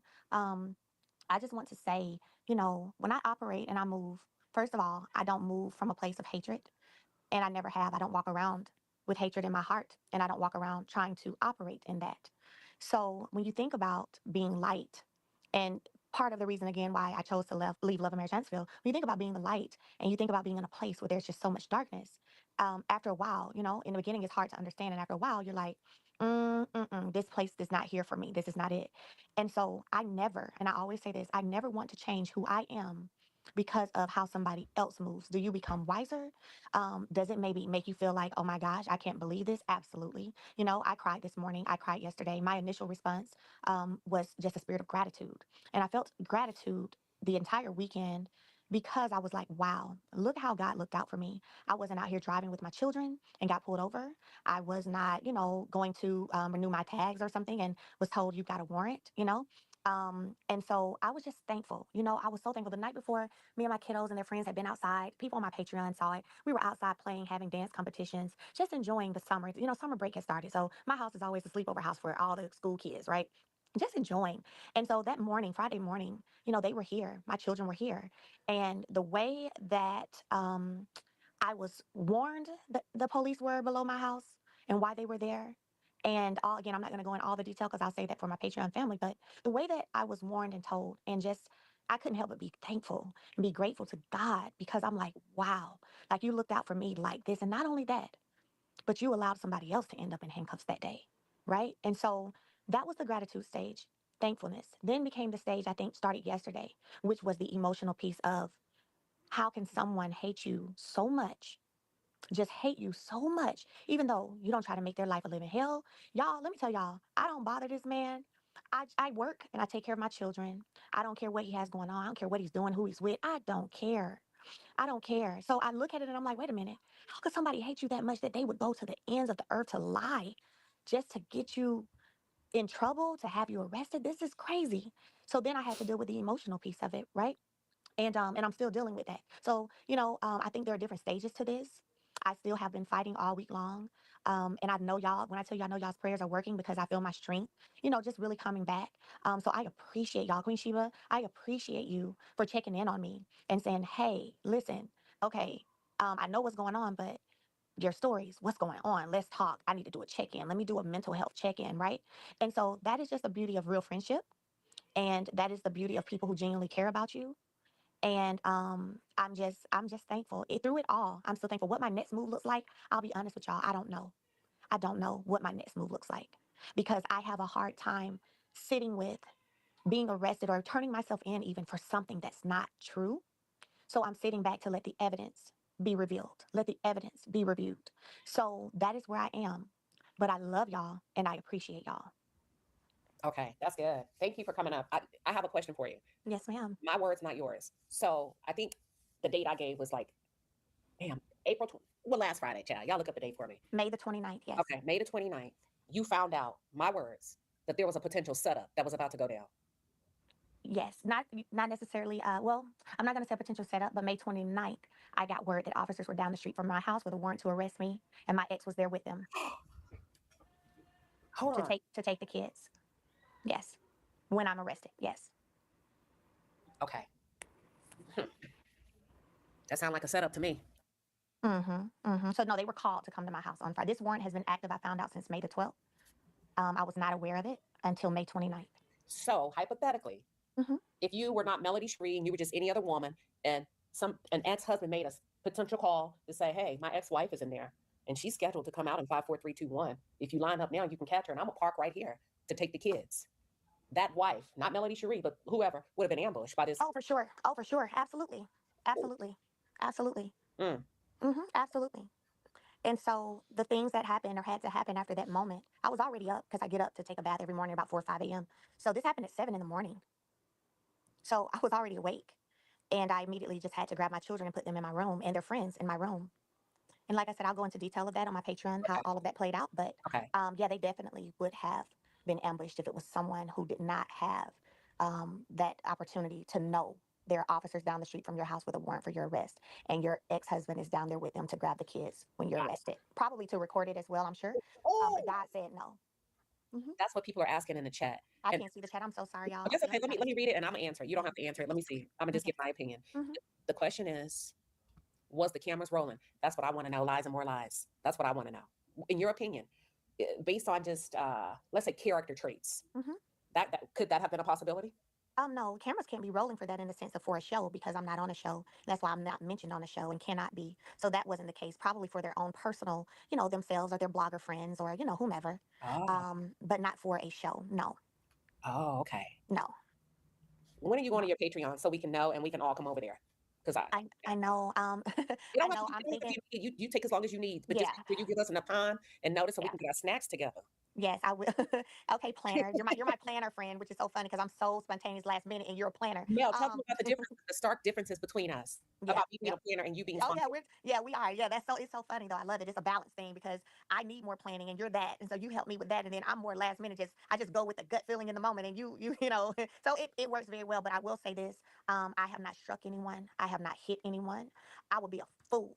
First of all, that was something I wanted to do in front of an audience. Do I look like a fool? I have not struck nor hit anyone. And there's a difference from 2026 versus when all this stuff was fresh, right? And and that's what's interesting is when people say, "Oh, she needs to go heal. Oh, she needs to go heal. Oh, she needs to go heal." You don't get to tell me where I am in my healing stage. The fact of the matter is, what looks like healed to me is how I've been operating. How I've been operating is I don't bother anybody.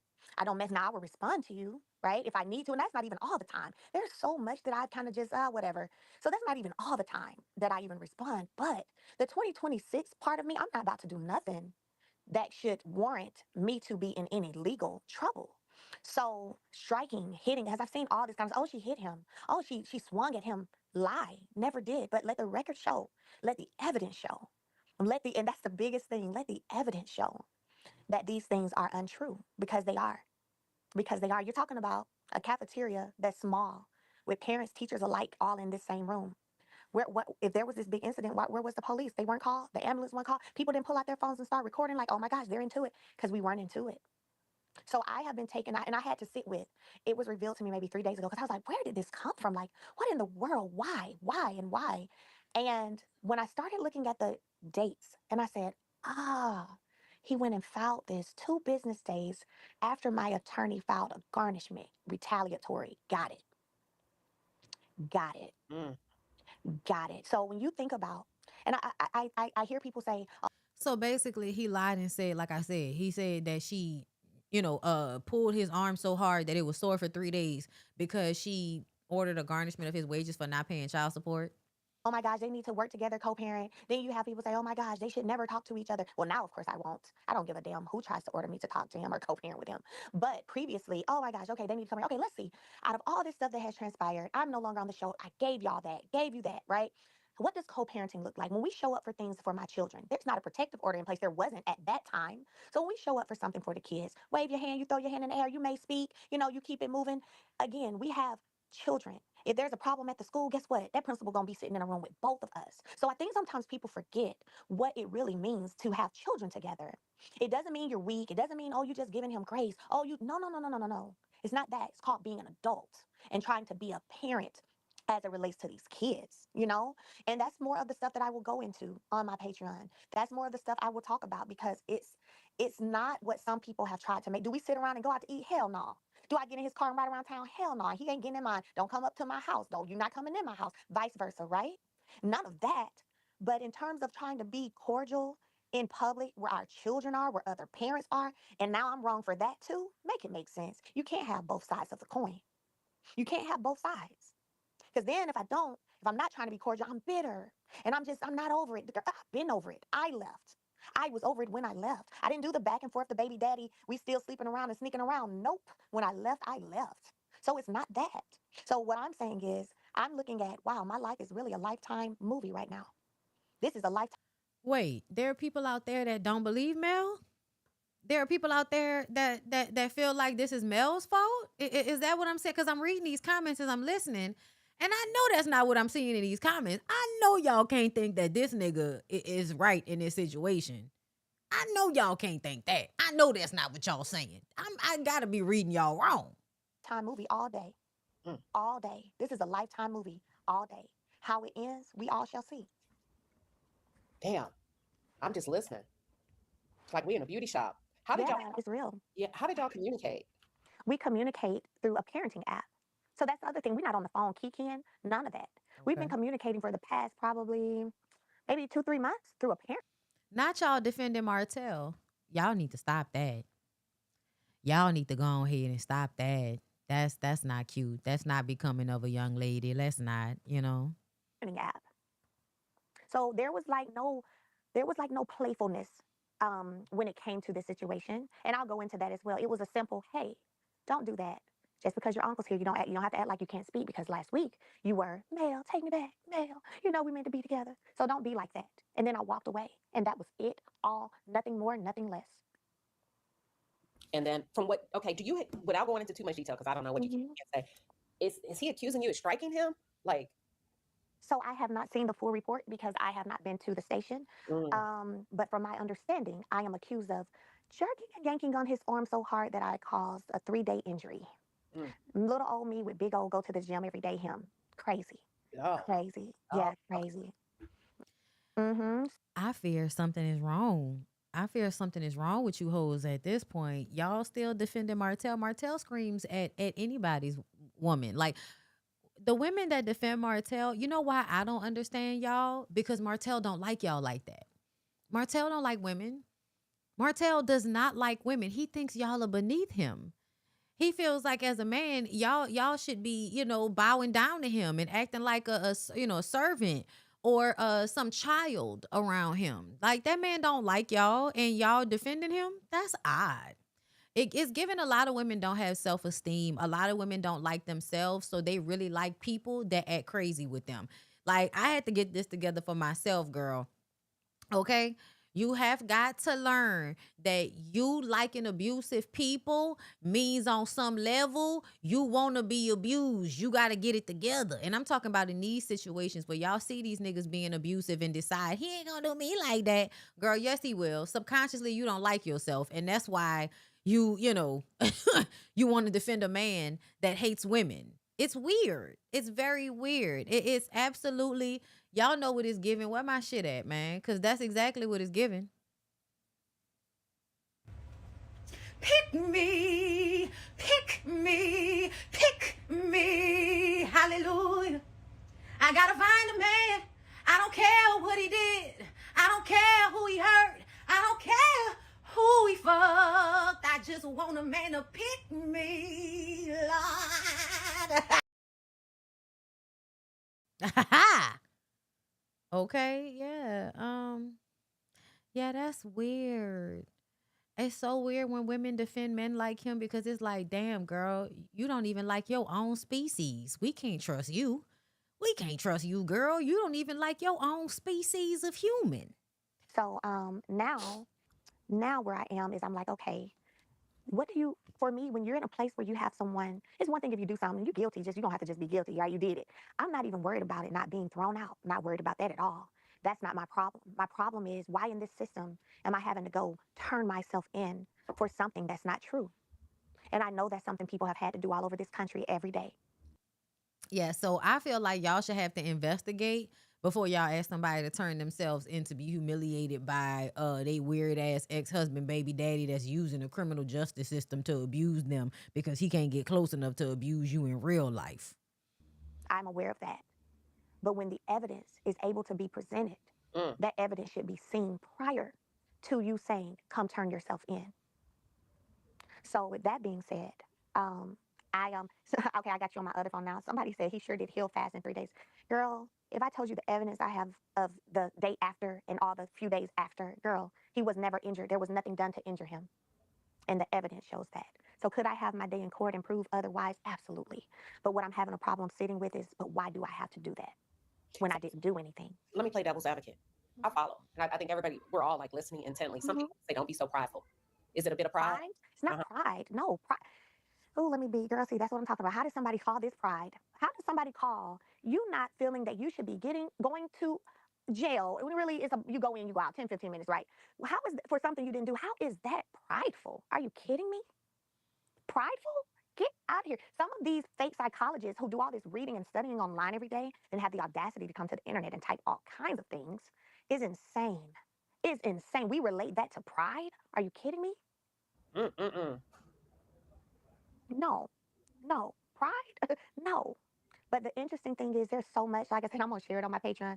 I have things in writing even that, validate the reasoning behind all of this. All the way from, I'm about to do something that's going to keep you in Alabama for a while. Oh, hold on, what? She posted that. I saw he sent her some type of message saying that, thank you for saying that because I'm about to do something to keep you in Alabama. some shit like that. So he threatening her to keep her close. He wants to make her miserable. The idea is to make her miserable and to harm her as much as possible. And as long as she has children with him and the court system doesn't see him as the malignant narcissist that he is, even after he, abused his son, that's in the court documents too. I guess we still gonna have to play this game. Away from, I'm about to do something that's going to keep you in Alabama for a while. When I said, hey, I'm looking to move, don't want to decrease the number of days, you have the kids. That's not what this is about. Let's come up with a plan. If that means more weekends, more summers, more holidays, whatever. And if you respond in writing and say, I'm about to do something to keep you in Alabama, at the time, I didn't understand what he meant at all. But now that this has happened, I'm like, so this was a plan all along. But I'll show those receipts in my Patreon. Okay. We will definitely be there. Listen, I know you're probably mentally exhausted. I know I would be. I am. Yeah, I'm gonna let you go so you can rest. But I appreciate you popping up. I didn't think you took a lot of time up here. I just let you speak because people have been concerned. They have been wanting to reach out to you. I've ignored all of their messages. I know you're gonna be fine. But I appreciate you coming up.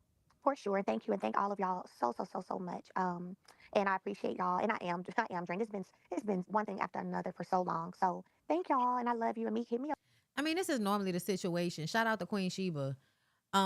This is normally the situation. Y'all don't want to believe women. Y'all don't care about women. Everybody is basically brainwashed to question a woman's validity anytime she says that a man did something to her. It is given a plot and a scheme. That's what it seemed like to me, girl. Oh, Lord. Anyway, let's go ahead and switch it up, y'all. Let's get to Latto and Cardi B. So Latto went on the Breakfast Club. Let's listen to what she said. So are you not still going to accept the bag from Cardi? She's shaking her head no. And on that, you have a verse where you talk about, you say, bitch said what, let's clock it. Really got a Hermes store in my closet. Talking about buying Big Mama a bag like a nigga ain't already bought it. Like my nigga ain't already coming off racks. Big bank, big fat. Yeah, y'all. I'm trying to find the most respectful way of saying this. Latto being a pick me to this extent is just like very like vomit inducing a little bit. The more I hear about this album of hers, you know what I mean? Like, so your rebuttal to Cardi is your nigga can buy you the bag.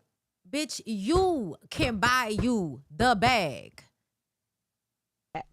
And we know that Cardi apologized publicly to you after she went on that rant against Ice Spice and mentioned you, and mentioned buying you a bag in private. And then this line came in. The fans were like, is she talking to Cardi? What's going on? Like, everybody's trying to piece it together and figure that out. I don't think Cardi is fake. That doesn't make, to me, like, that assessment doesn't make sense for her to be fake. Because, and y'all know I like Cardi, so I might be a little biased in this situation. I will accept that. But Cardi was wrong. She called her friend. She said her friend was pussy. I ain't pussy like Latto. I ain't gonna let you get off on me. She said this in anger, and then this, of course, hurt Latto's feelings. But Latto is very like amicable and tries to not beef with people in a way that Cardi is not. Cardi is more confrontational than Latto. It wasn't like a bad assessment. It's actually the fucking truth, but it's said in a way that is disrespectful. She apologized to Latto. I feel like she's apologized to Latto publicly several times, okay? And then offered to buy her a bag. She even said, and then I could be wrong, but I thought Cardi was like, I'm not even mad at her for getting her lick back. Get your lick back. It ain't, you know what I'm saying?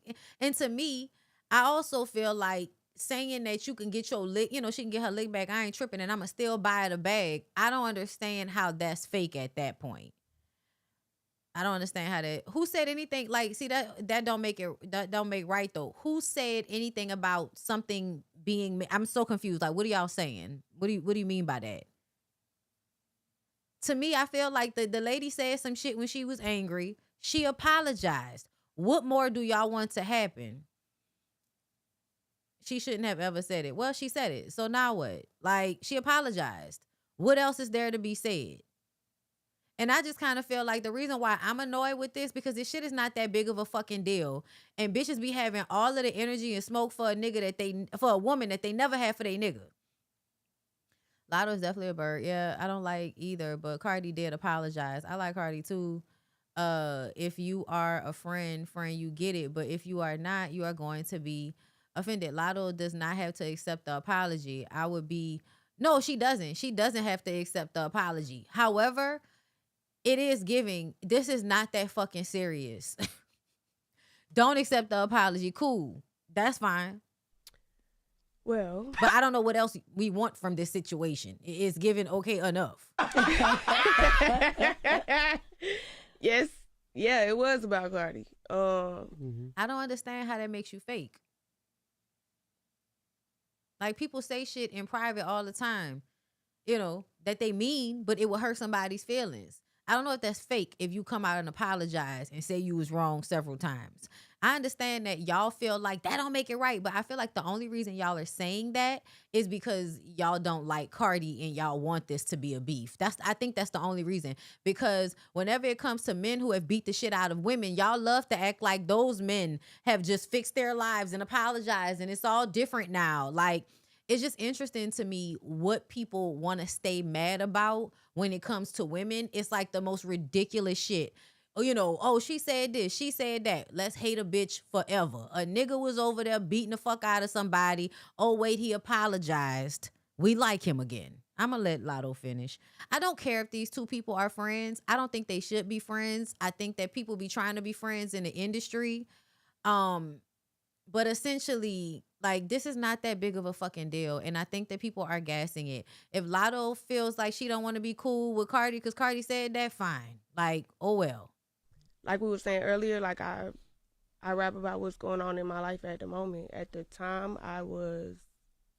well, first of all, I made this album over 9 months. I made the album while I was pregnant. And yeah, I was at an early stage in my... I didn't even feel like the diss, it wasn't even that hard of a diss. It's like, girl, my man could buy me a bag. And it's like, but bitch, you could buy you the bag. That's why I got totally distracted. Who the fuck cares about Cardi versus, you know, Latto? Cardi is fake because she was on a song with her and hopped on Cardi remix and then talking behind me. Okay, that's cool. That's cool. I think all of y'all are being disingenuous, to be honest. I think y'all are all saying it, and I think y'all have all said shit about somebody that you don't like when they're not in the room. But okay, I get it. I get it. Y'all saying she fake. Okay, Cardi's fake. My pregnancy, and I rushed to the studio to do this verse for her. Because she never would have apologized if the recording didn't come out. Why do I have to apologize for something I said in private that you don't know I said? Who goes around apologizing for the shit that they say in private that ain't nobody heard? Like, I don't know. I just feel like the way y'all look, I respect everybody's like opinion on this because I don't care. But the reasoning that people are giving to me is like, y'all just want this to be an issue real bad. In time for the first week sales, whatever.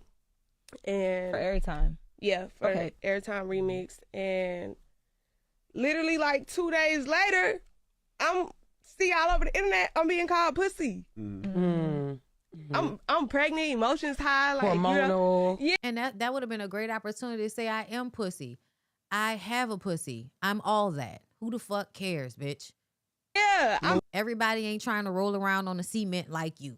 And it's someone I dead ass looked at as a friend. Like I understand this you know, industry. Latto recorded Nicki. Let's be serious. Some people love pussy. We need better words because pussies are strong. Shit first too, but we was like on a rock texting basis. Yeah. So I feel like, yeah, you tweeted to the world, but we got each other number. Yeah. You know? So y'all never talked personally after that, around that? So then like probably like 2 months later, something like that, she did text me, but by that time I'm like, that ain't even like, I'm not even thinking about that shit no more. You know what I'm saying? So have y'all spoken since then? So she reached out eventually, but she took too long. So by the time she apologized to you, you didn't care no more. But since the song has I haven't spoken since the record came out. Would you be open to the conversation, or you just... Yeah, I'm open to the conversation.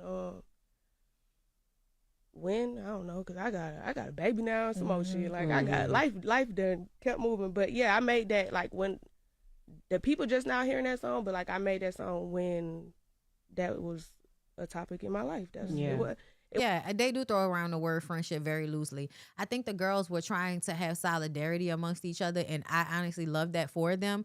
But I also feel like it's hard to have solidarity amongst a bunch of pick-me's. So Cardi said, I truly understand how you feel, and that's exactly why I chose to apologize publicly, because the disrespect became public. On that call, I didn't even mean to call you that. I didn't mean any harm. There's a difference in what I said versus what I meant. What I could have said was you was too forgiving and gave too much mercy in that situation. But it was a heated conversation, and I let my mouth get the best of me. When the call came out, I was 8 months pregnant, had just released my album, and was extremely overwhelmed and emotional. That's not no excuse for what I said, but to let you know where I was in my head. I genuinely felt bad about what happened in 2025 and 2026. I made multiple attempts to connect. I spoke with your manager, your sister, and even text you directly to take full responsibility. I always had love and respect for you. I always wanted to make it right, but making it right looks different for the both of us. I wanted to connect with you, but you wanted to address it on your album. And it's someone I dead eyes looked at as a friend. Like, I understand this. I don't know. I feel like a paragraph of an apology saying I really did try. I think, yeah, Cardi wrote that. Why y'all be acting like Spanish is not that lady's second language? Stop acting like that lady can't write. Yeah, I don't know, y'all. I feel like she apologized, and I understood exactly what she meant, and she wasn't wrong in what she said. She said she could have said it better. I just don't understand. It's so weird how people make excuses for Cardi. It's so weird how y'all want to punish people forever, so you refuse to acknowledge that somebody is giving a genuine apology about something, or to to me it's weird to dislike somebody or to not be able to see a situation where both people are saying, hey, we just not fucking with each other right now. One saying, I said something I shouldn't have said. I'm sorry. I apologize. It happens. I don't understand what the big fucking deal is. I think y'all want this to be a Cardi hate train situation. This is not one of those moments. Now, if you want to see me go in on Cardi about something, go watch my video where she talked about Samira. That situation. This is not one of them situations. It's not that big of a deal. It's industry shit first too, right. But we was on a texting basis. Yeah. So I feel like, yeah, you tweeted to the world, but we got each other number. Yeah. So again, when somebody I think just wants to have a problem, and I think a lot of y'all are a reflection of her wanting to keep this energy with Cardi to where y'all are not making up, because if the girl did reach out to you, why are you saying it like she never reached out to you privately? Well, I know you saying you made it public, you apologized public, but we have each other phone numbers. Bitch, I called, you didn't answer. I'm so confused. I don't know what people want. I feel like y'all just be wanting to punish people for shit. That's what this feels like. This feels like, let's be mad, let's punish somebody for some shit that ain't that fucking serious. Okay. Moving. But yeah, I made that when the people just now hearing that song, but I made that song when that was a topic in my life. It wasn't no diss. That's just what was happening in my life. Right. You talking about buying Big Mama bag? Bitch, my nigga do that. I don't need no damn bag. That's just where I was in life. It was an apology, girl. It was a way to apologize, girl. That's all it was. But we so glad that your nigga could buy you a bag. Oh, yeah. It is what it is. To me, you throwing dick in somebody's face, and it's just girl, y'all are boat rich. And then not to make up for calling me pussy either. I don't want to bag. Yeah, especially in exchange for that. I feel like people trying to use this like a gotcha moment, and it's this is really not that serious, y'all. Bitch wrote a whole paragraph apologizing. No, it just left a bad taste in my mouth. So I just respect. I was in the booth, and that's just what was happening. And cool. I just said what was happening, and I don't know. Moving, but it's fine. What she said? Why you want to act dumb? Why you want to act dumb? Trust me, I really don't know. You don't know? I'm going to show ya. I'm not Latto. I'm going to beat her the fuck up. I'm going to knock her the fuck out. Oh, yeah. I want to let you... That's all she said? I'm not Latto? I will beat y'all the fuck up? Man, y'all get the fuck off my line with all of this sensitive ass bullshit. She said I was ranting and hot at the moment, but I fuck with Latto heavy. I respect everything about her, including her team. That's so sweet and dope. I'm not too prideful to apologize. This was in 2025. The girl done apologized several times to me. I feel like y'all just trying to make this a big deal. Cardi's fake. Like, okay, girl, everybody's fake. Girl, everybody's fake. Everybody's fake. It's Hollywood. Get over it. Anyway, that because she's trying to run a smear campaign on that. I don't know if she's trying to run a smear campaign, but it does feel like you just want to have a problem in a situation that, for one, ain't even that fucking serious. For two, a bitch then apologized multiple times. And you're making it seem like, oh, well, she ain't really, you know, she could have hit me up on my line. I did hit you up on your line. Well, when you did, I didn't want to hear it. That sounds like somebody that keep moving a goalpost because they just want to have an issue. Because maybe the beef would bring more eyes to the album. I think she is using this controversy to help sell her album that may not necessarily be doing that good. I don't know. But, you know, y'all can say whatever y'all want to say. I don't really give a fuck. This situation is not that serious to me. I'm not like Latto. I'm gonna fight you. Like, I don't know. Is that like that? That's the one. All right. Oh, okay. There's music on this. Okay, so Latto confirms Savage is not married, but says it's not her story to tell. What? During an interview on the Breakfast Club, Latto was asked if 21 Savage is married, to which she responded, "He's not." Okay, wait. Let's go find it. I mean, situation, because for a long time, y'all been spinning us with like the little subtle jabs, but now we know that you and 21 Savage are together. And she's still glowing. Look at her. I'm excited for you over here. Still blushing, all right.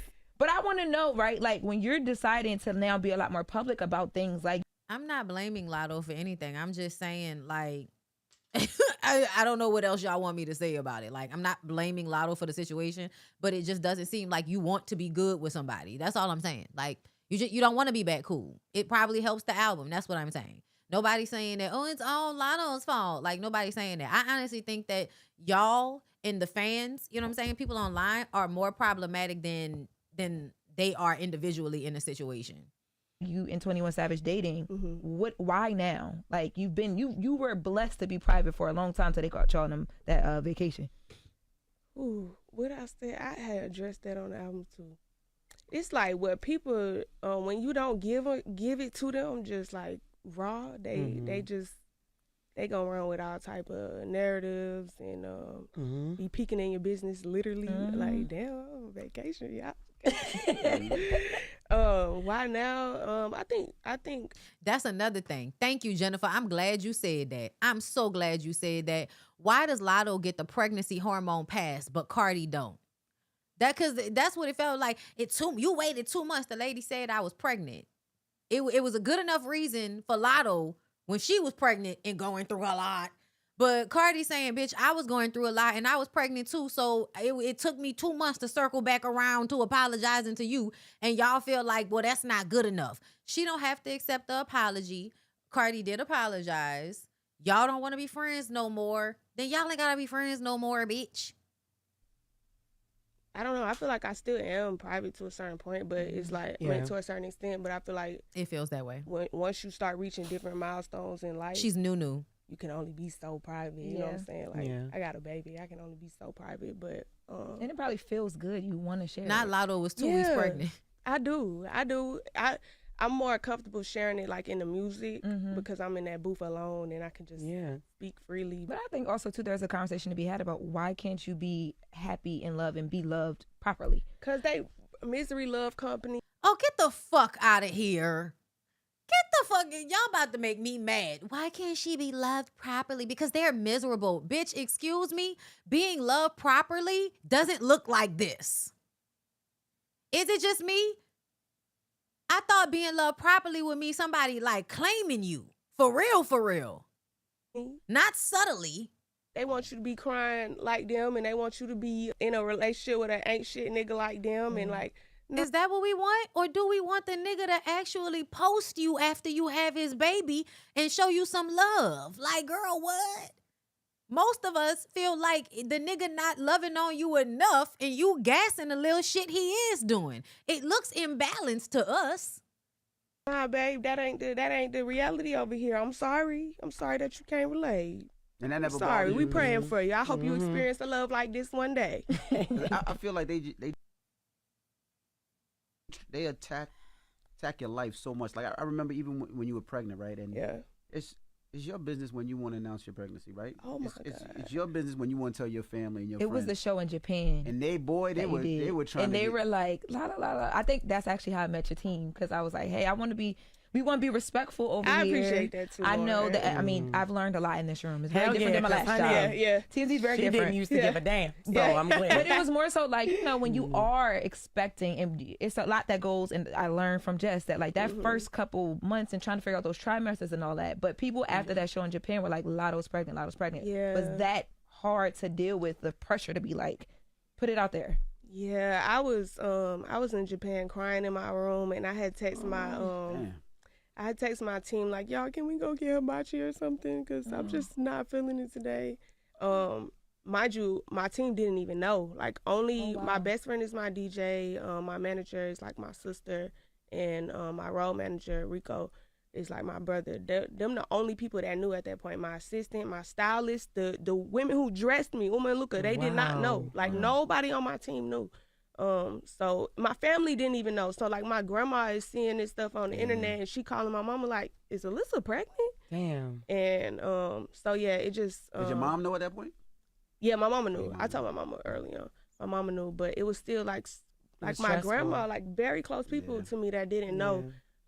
When I got dressed and I did the fitting, y'all, I swear I didn't look pregnant. I did not look pregnant, but I guess like when you performing, you're not thinking about sucking your stomach in. And I really did have just ate too. I just ate. I went out there. There's a different food stomach. And girl, listen, hibachi don't be swelling you up like that. But then when I posted my pictures, right, my caption was like along the lines of like, oh, I just ate too much ramen. Y'all tripping? Like, nah, that girl was pregnant as hell. Yeah.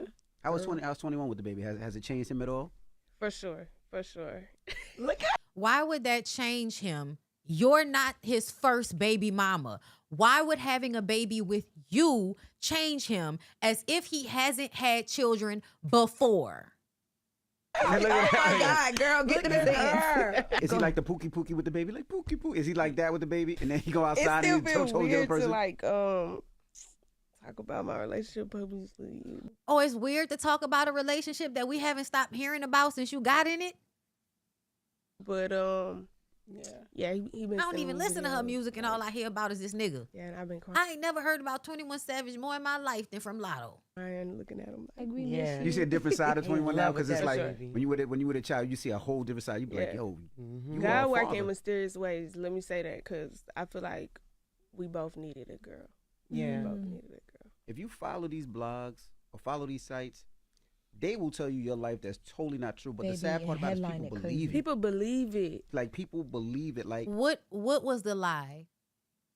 What was the lie about Latto? I'm just thinking about some of the headlines I'm seeing, and I'm like, God damn, they attacked the ish out of Latto.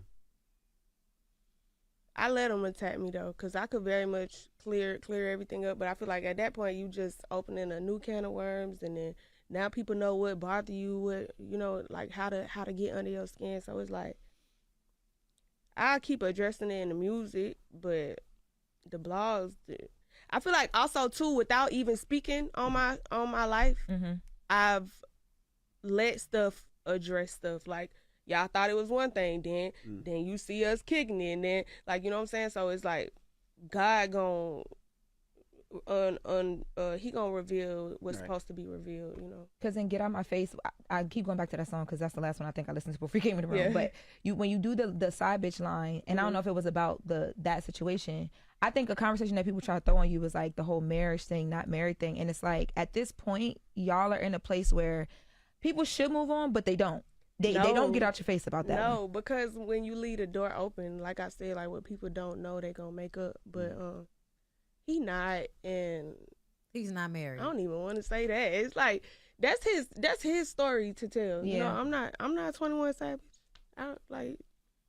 We happy we do what works for us, and people make up what they don't know. That's what I'll say. People make up what they don't know. And we talk about the my man situation, because for a long time, y'all been spinning us with like. Okay. And so then this came out. I don't know if this is real or not, because y'all know how AI works. Georgia probate records, marriage license, case 2019-011, issue date February 11, 2019. Shia Ben Abraham Joseph and Kiana Demetria Raven Hitchcock, marriage details. They got married February 11, 2019. How long has Latto been singing about my man, my man, my man, my man, my baby, dicking me down, spoiling me, driving me crazy? Like how long she been talking about this man? Because he just married that girl in 2019, and now, you know, girl, it's giving Polly. That's what it's giving. It's giving Polly. It's giving Polly. And I don't judge people. Live your life. But what exactly are the people lying about? That's what I would like to know. What the fuck are the people lying about? Listen, at the end of the day, Cardi don't have to make up with Latto. Latto don't have to make up with Cardi. I do wish y'all would stop acting like pick-me's over raggedy ass niggas, because that's what y'all tend to do. That's what y'all do a lot. Speaking of tending to like fuck ass, duck ass, bitch ass niggas, okay, no disrespect, but a man that looks like this in the eyes, right? I don't trust him. It gives duck ass, fuck ass. Okay, puss ass, bitch ass nigga. It gives somebody that'll play in your face real bad. Okay, somebody, you know, that wipe, you know, make you cry and then wipe your tears like Stevie J. Bondi, 21 Savage made a song about Latto called Prove It. Prove It?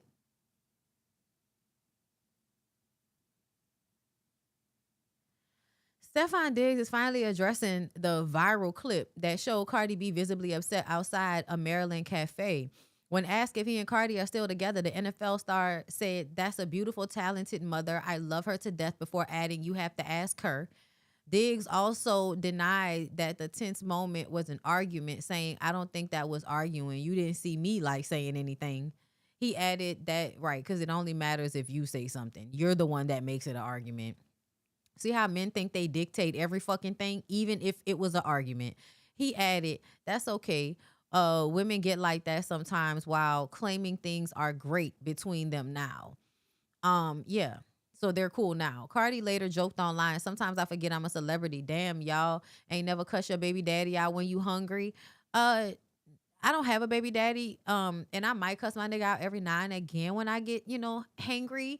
But like, not like that. Like, not in public. Absolutely not in public. That's just that's gauche. I'm not screaming on a nigga in public, girl. That's not what I'm on. But you know, everybody ain't like that, and that's their business. Let me see something right quick, y'all. Hold up. Let's see. You said lyrics, right? Okay, girl, let's pull it up then. Let's see what 21 Savage said about his old lady this is from 2024, okay? Let's see.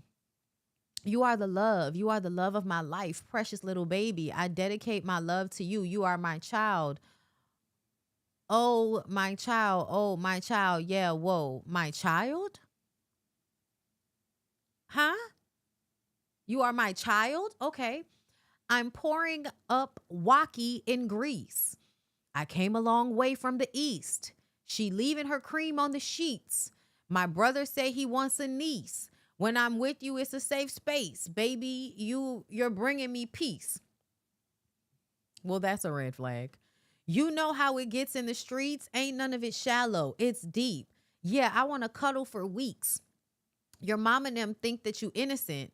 I know you turned into a freak. Don't really care about your exes. Whatever it is, it could be. They're playing. I'm making them see. I know you swinging them hoes like the D. I had to comb out the dreads. She fell in love with the braids. Gutter bitch. She cooking clean and she'll load up the K's. Your body got me in a daze. It don't matter the look. You get slayed. Her face card never decline. Man, fuck all that makeup. You fine. Better tell all them niggas you mine. She $1 way more than a dime. When I'm with you, I get nervous. It gotta be love. It's a sign. Yeah, I don't care where we going. I'm riding. Fuck what you bringing to the table, cause babe, you're the table. I'm eating. Let's dine. Oh, he's saying all the things that the toxic hoes love to hear. You know you're my baby. You know you're my twin. Y'all. That's such manipulation. Actually, in the real world, when niggas say shit like that, they probably gonna cheat on you or try to like rob you or something like that. You're my baby. You're my twin. Um. If they disrespect me, then it's coming to an end. If them niggas play with me, we know that you gon' sin. Baby, if you only knew, baby, if only you knew how much I do love you, how much I do trust you. I pray these hoes don't make me have to prove it. Oh, wow. So this is a song about a woman proving her love for a man by killing someone. Oh, this sounds like, that's what the insinuation is. This sounds like the beginning of one of my favorite songs, The Act of Making Love. Hey, would you kill for me? Yeah. It took you so long to answer, bitch. Fuck wrong with you? When I met you, my first thought was a trick. You look so good, huh? I suck on your daddy's dick. I never felt that way in my life. It didn't take long before I made you my wife. Not no rings and shit, just my main squeeze. Coming to the crib, even had a set of keys. During the days you had me bag up my nickels. In the process, I admit I tricked a little, but you was my bitch.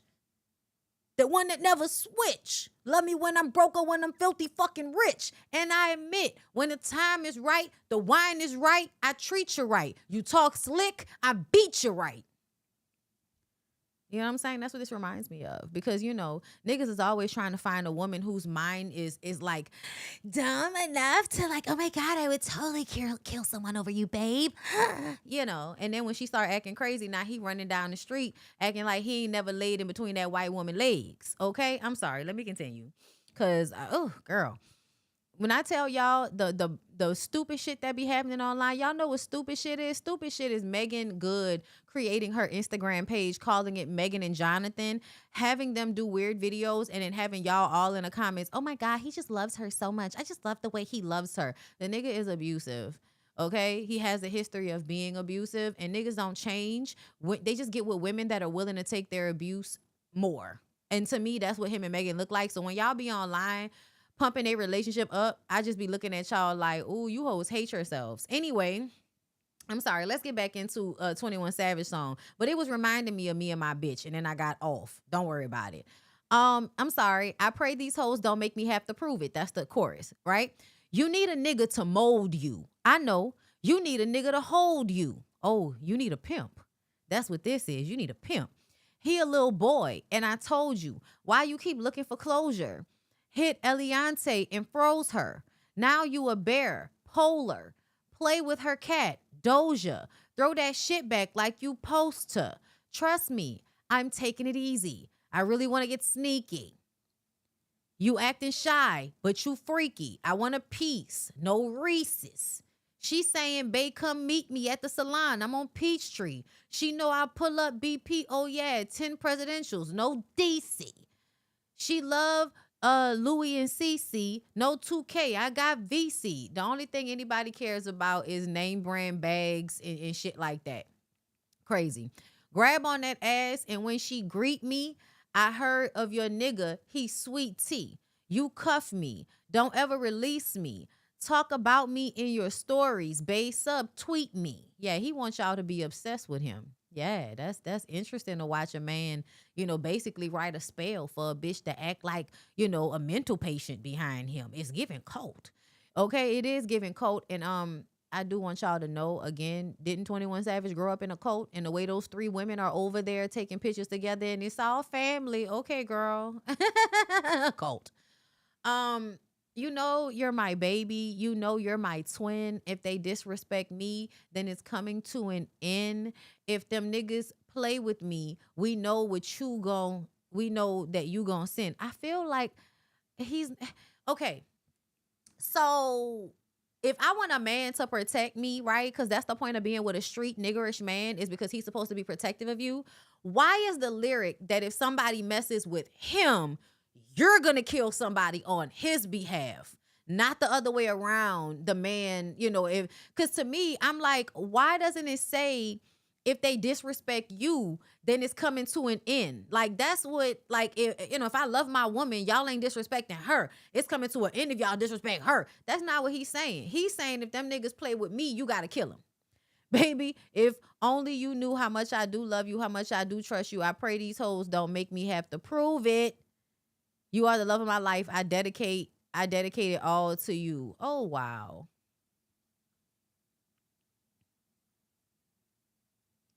You got to listen to the song. It does sound fire. I'm not saying it don't sound fire. I'm saying the lyrics are telling. This Summer Walker singing by yeah, I'm aware. I'm still reading it. I'm still reading it. It's still his and Summer Walker's song, correct? I think I said the part that was the chorus because like it's a woman and a man in the song. Yeah. Okay. I don't know. I thought that you're my baby. You know you're my twin. If they just yeah. If they disrespect me, then it's coming to that y'all saying that part is her. If them niggas play with me, we know that you gonna sin. Okay. So that's her talking about him, not the other way around. Got you.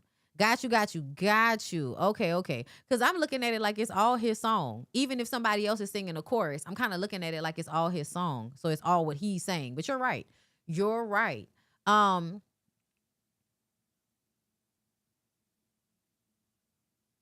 dedicate my love to you. You are my child. Yeah, I'm still not over that. I'm still not. Yeah, y'all, I know we want this to be like a copacetic, loving relationship, but it just doesn't feel that way to me. It sounds like a pimp. It sounds like a nigga that has learned the art of getting a bitch mine. And I think he got this bitch mine. They saying he never claimed Latto, but has he ever claimed the wife out loud? He has not, but apparently there is a marriage license.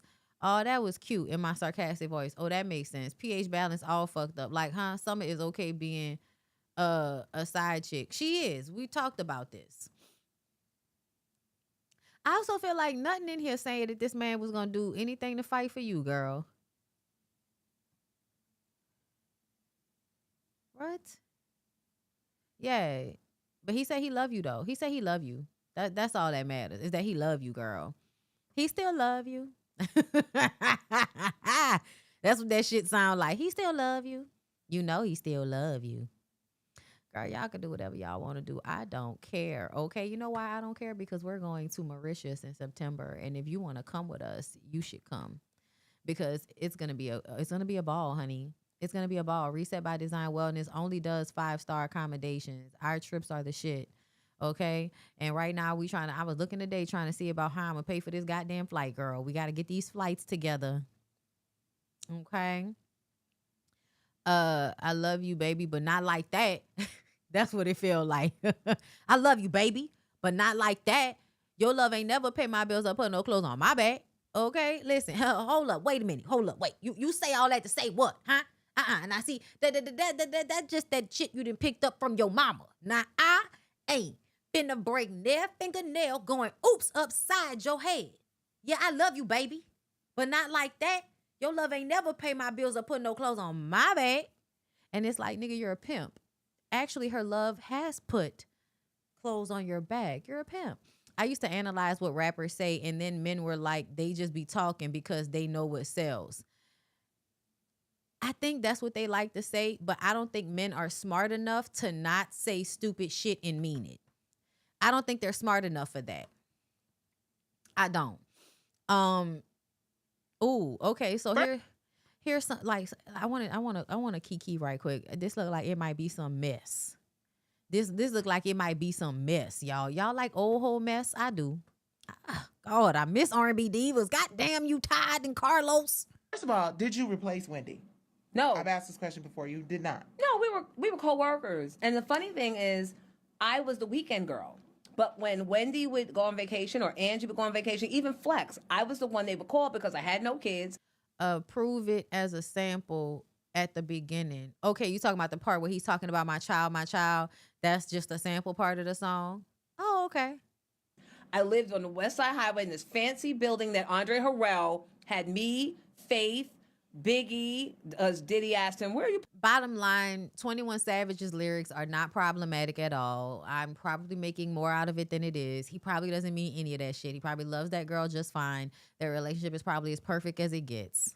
The artist at High Five. Wow. We all lived in this place called West End Towers. Wow. That's where Little Kim came that night to fight Faith over Biggie. What? Yeah, child. Yeah.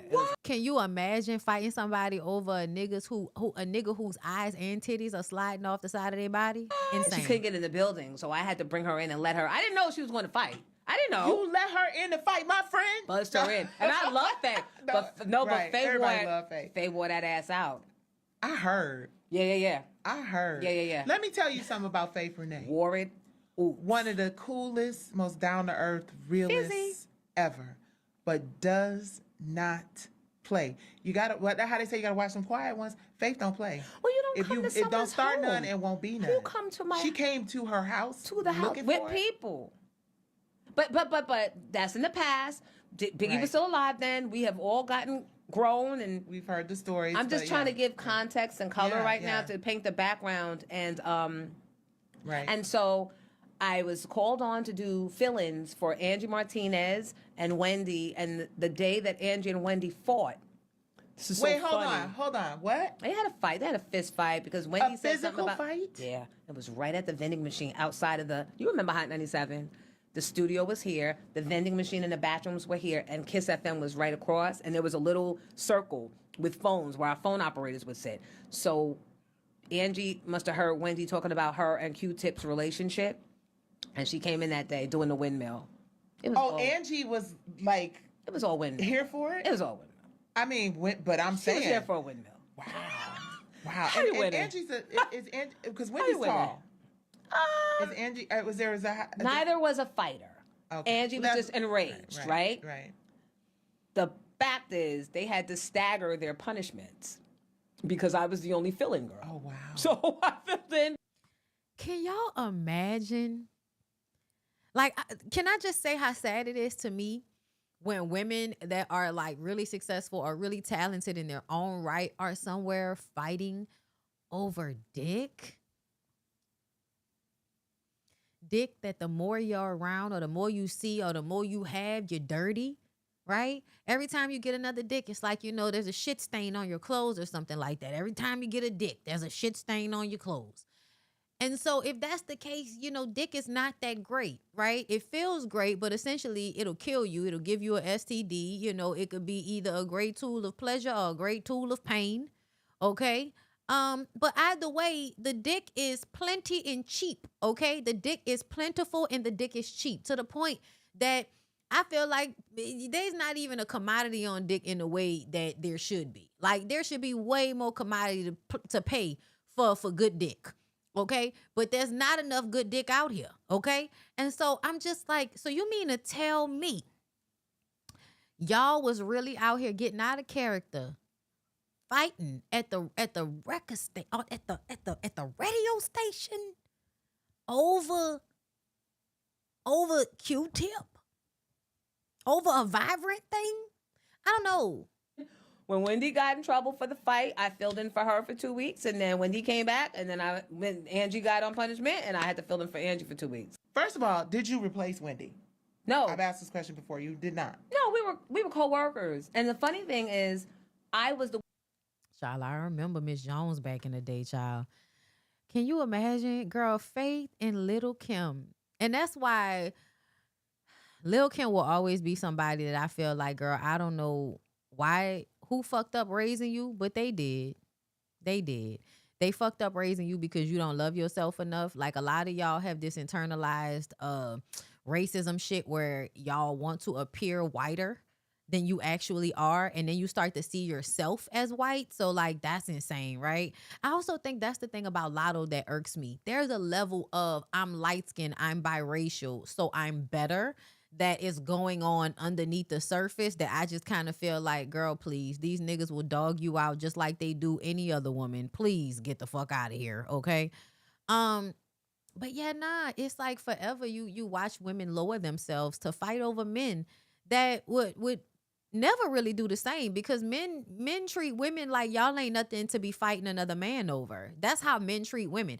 Men treat women like, child, ain't nobody fighting over that bitch. Ain't nobody fighting over her. If I gotta fight over her, then I don't need to be with her. That is usually how, y'all feel.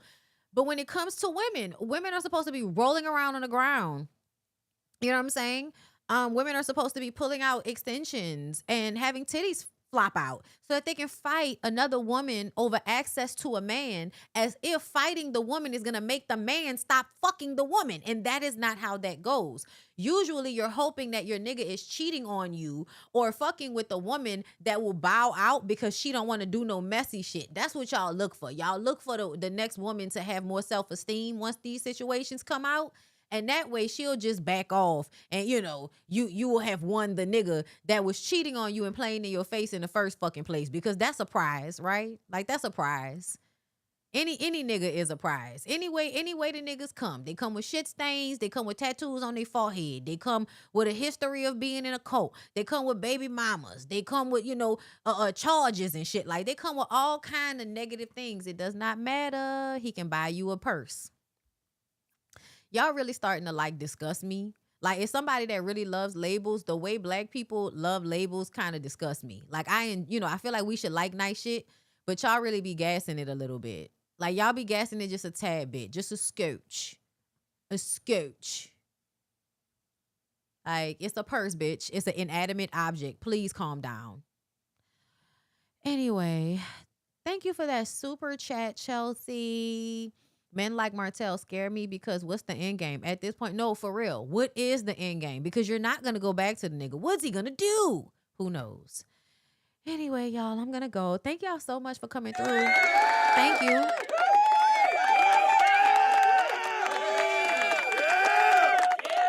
All right, I got my cute little TikTok outfit on, girl. Go get myself together. See, I might go out in these streets, see what's going on at this day party.